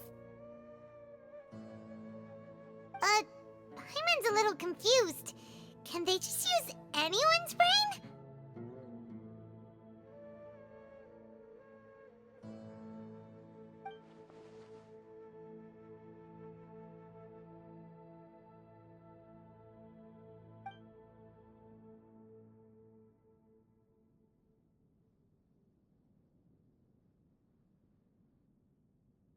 The look on your face tells me you've realized the answer. That's right. To some scholars, gaining knowledge about the gods is their entire life's pursuit. Extracting canned knowledge is just one of the extreme measures they turn to. However, I can't help but the Academia is going out of their way to look for forbidden knowledge. I've spent quite some time trying to analyze the content. You mean you're not even slightly interested in getting your hand— All scholars seek to expand the horizons of knowledge, but I'm not particularly interested in extracting information from people as if they were lifeless objects. Sounds like you're really against all this. Of course. The Academia's actions run contrary to their rules. Whether it be academics or knowledge, everything has its boundaries. If those lines are crossed, the rules and order that govern everything in the world will be destroyed. This matter needs to be corrected, just like fixing a typo in a book. Wait, didn't you step in to help because you felt sympathy for those poor people? Not to be callous, but no. My criteria are a little more restrictive than that. There is no shortage of suffering in Sumeru, and the same can be said for the rest of Teyvat as well. What do you plan to do about that? Save every last person? Probably not. Paimon's not— You can say that. Simply put, I don't blindly place my faith into strength or heroism. I do what I want.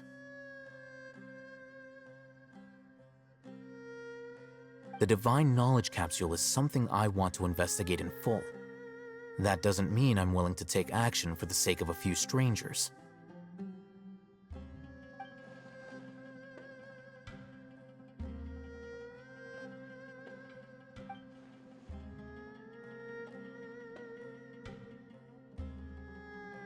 Paimon's been wanting to say this for a while.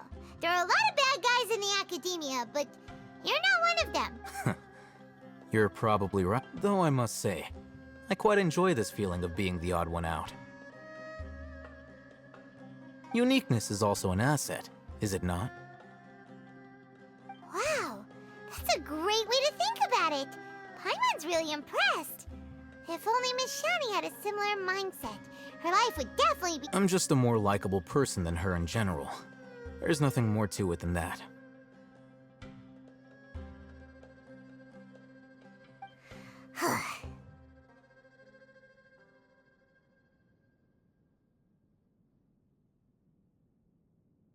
He won't last long if we leave him here. Let's take him with us.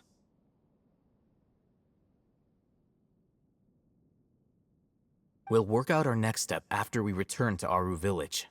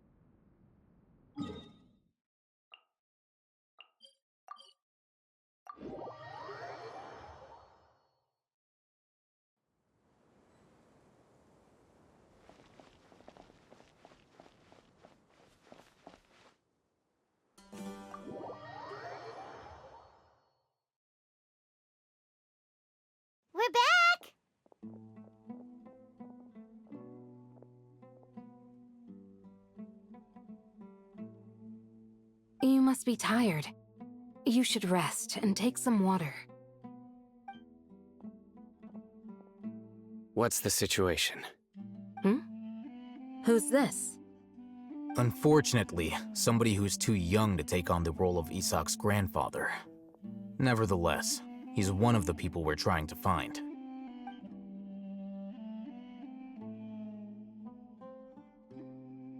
So, at one point in time, the abandoned Elazar Hospital served as the Academia's site for extracting divine cant knowledge.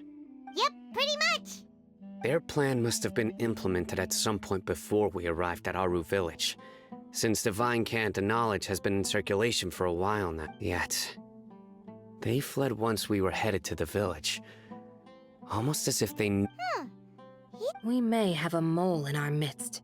One of us could be secretly revealing our whereabouts to the Academia. Huh?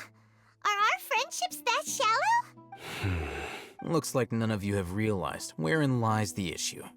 Sino, you're the reason why they can predict our movements. Wait, what's that supposed to mean? choose your next words very carefully. It is simply a logical inference. So what you're saying is... Sino's the mole. Interesting. And here I thought you were the most suspicious... I know. You have a point. But I realized something as we were returning from the hospital. Sino isn't like any of us. What are you trying to say?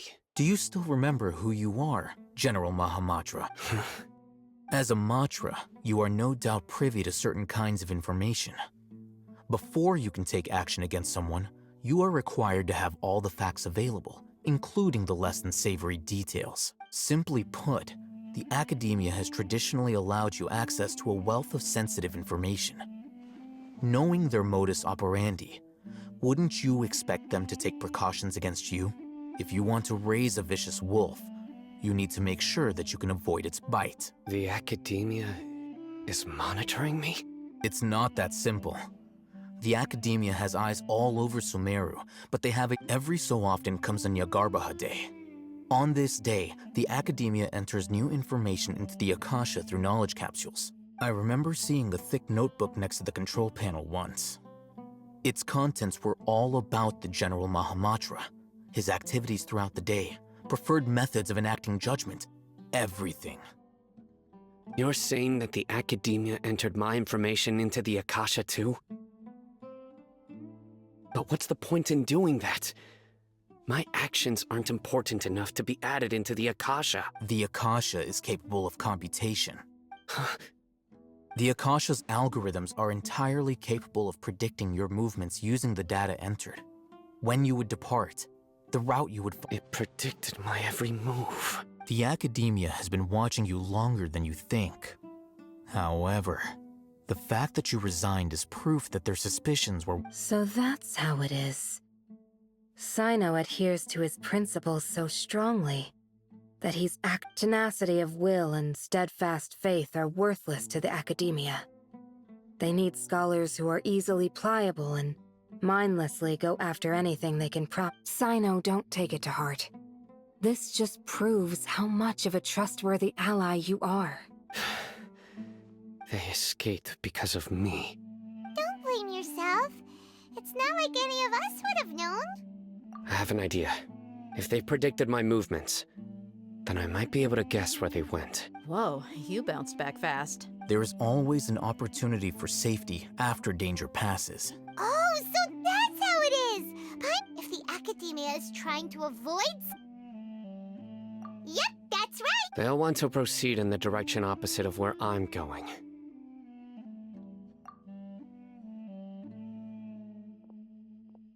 I must go. There's also something I want to investigate. Let's go, guys! After... Please, wait! I want to go... You want to go to... I want to find Grandpa. Everyone? I leave him in your hands. Yay! Let's go! Paimon feels like we're